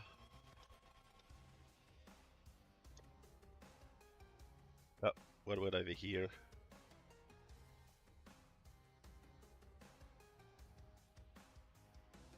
And I'm sure the other one will show up. Alright. Cleaning time.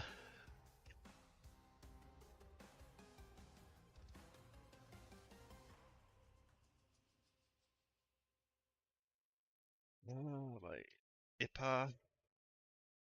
I bought a new jug of IPA yesterday. Fucking $70 Canadian for a 4 litre jug of IPA, which is just over a gallon. Fucking ridiculous.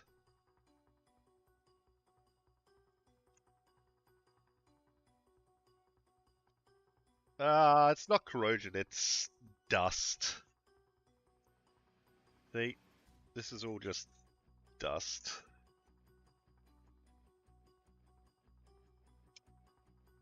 So it turns on, but there's no video signal.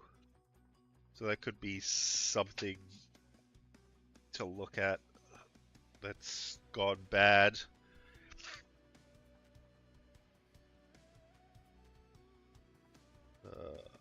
This one.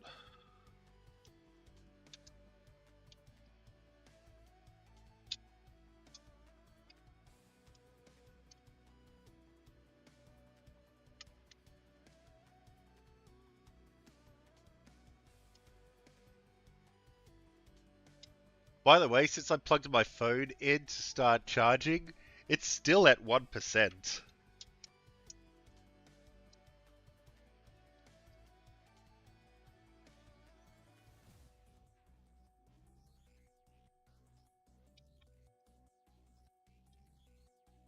And I'm getting a call, so I'll be right back.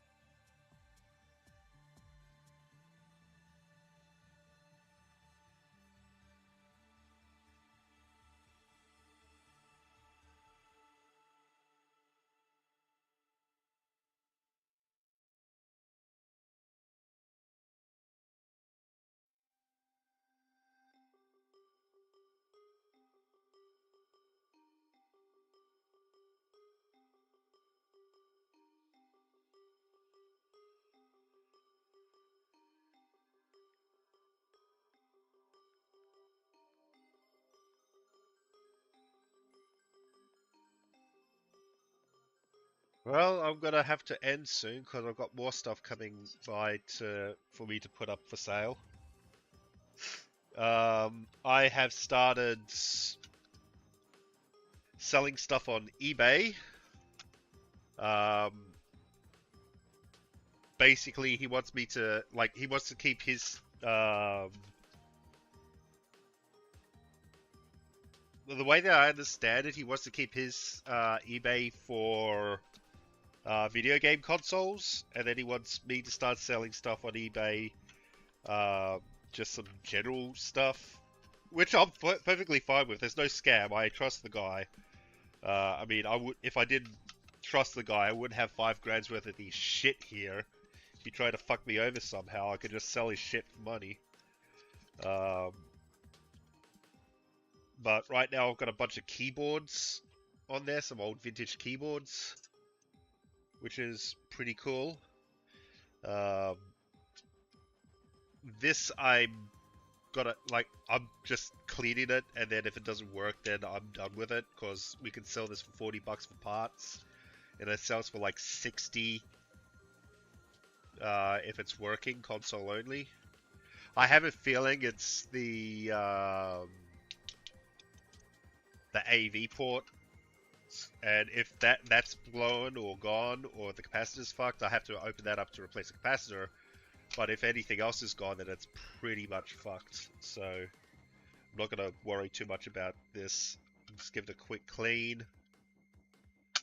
I gave it a quick once over to see if there was maybe some corrosive capacitors. I didn't see anything.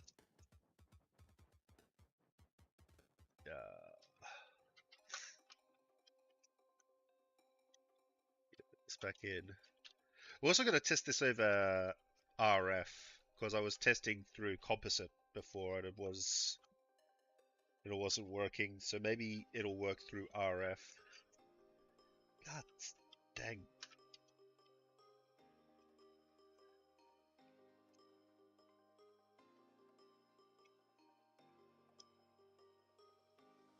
Get in there.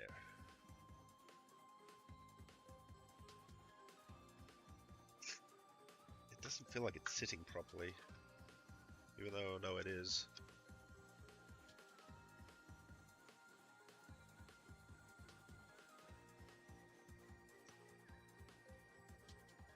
Yeah, it's sitting properly, it's just been done. Oh, I need to put the fucking RF shield back on. Done. That's why it's not sitting properly. I was expecting an RF bucket to be sitting there.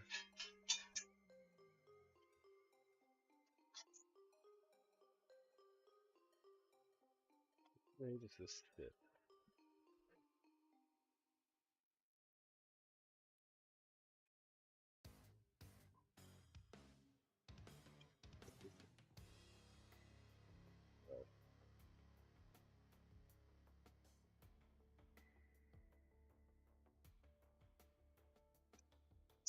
I think these are supposed to go through the RF field.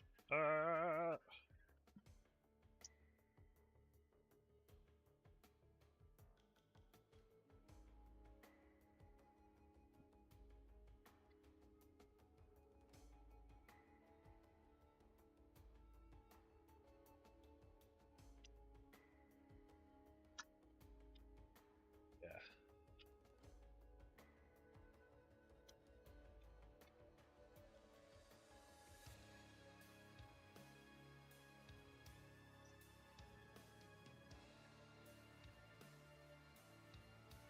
So after I test this, I'm going to be done for now.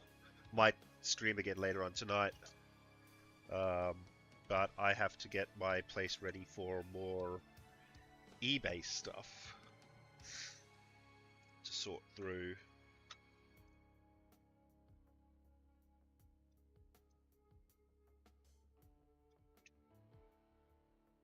Just got to secure this in place.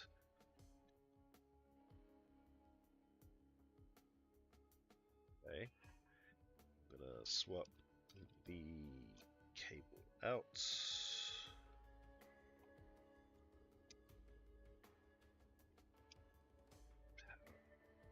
And gonna put the AV in video, audio, get my test game, which is here.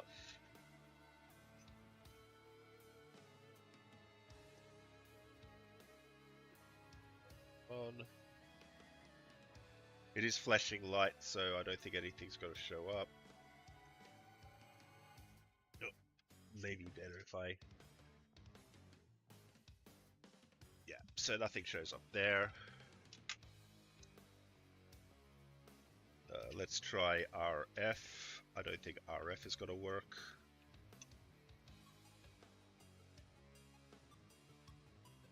Make sure that that is on channel 3.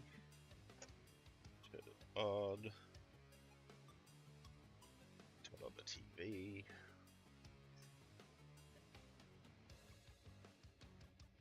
And nothing. Alright, so yeah, I don't know what's wrong with it, but it is not working, so not gonna worry too much about that.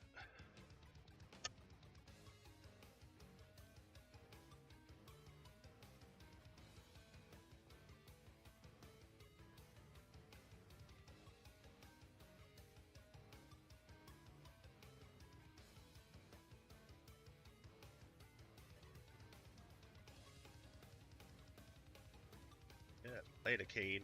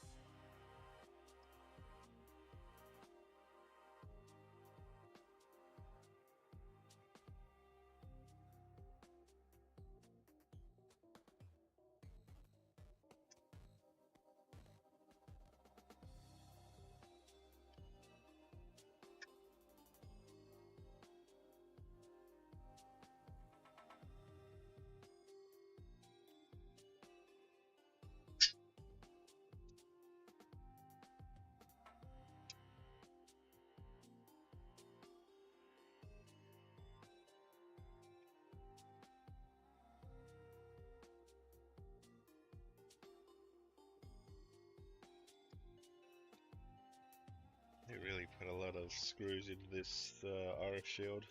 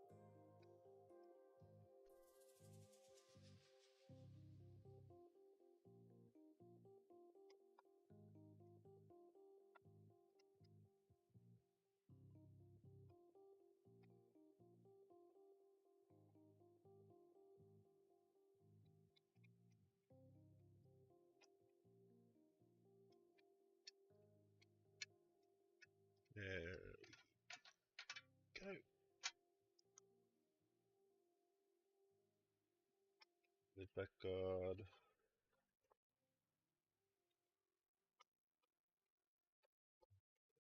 Get your stinky ass back in there, you dumb.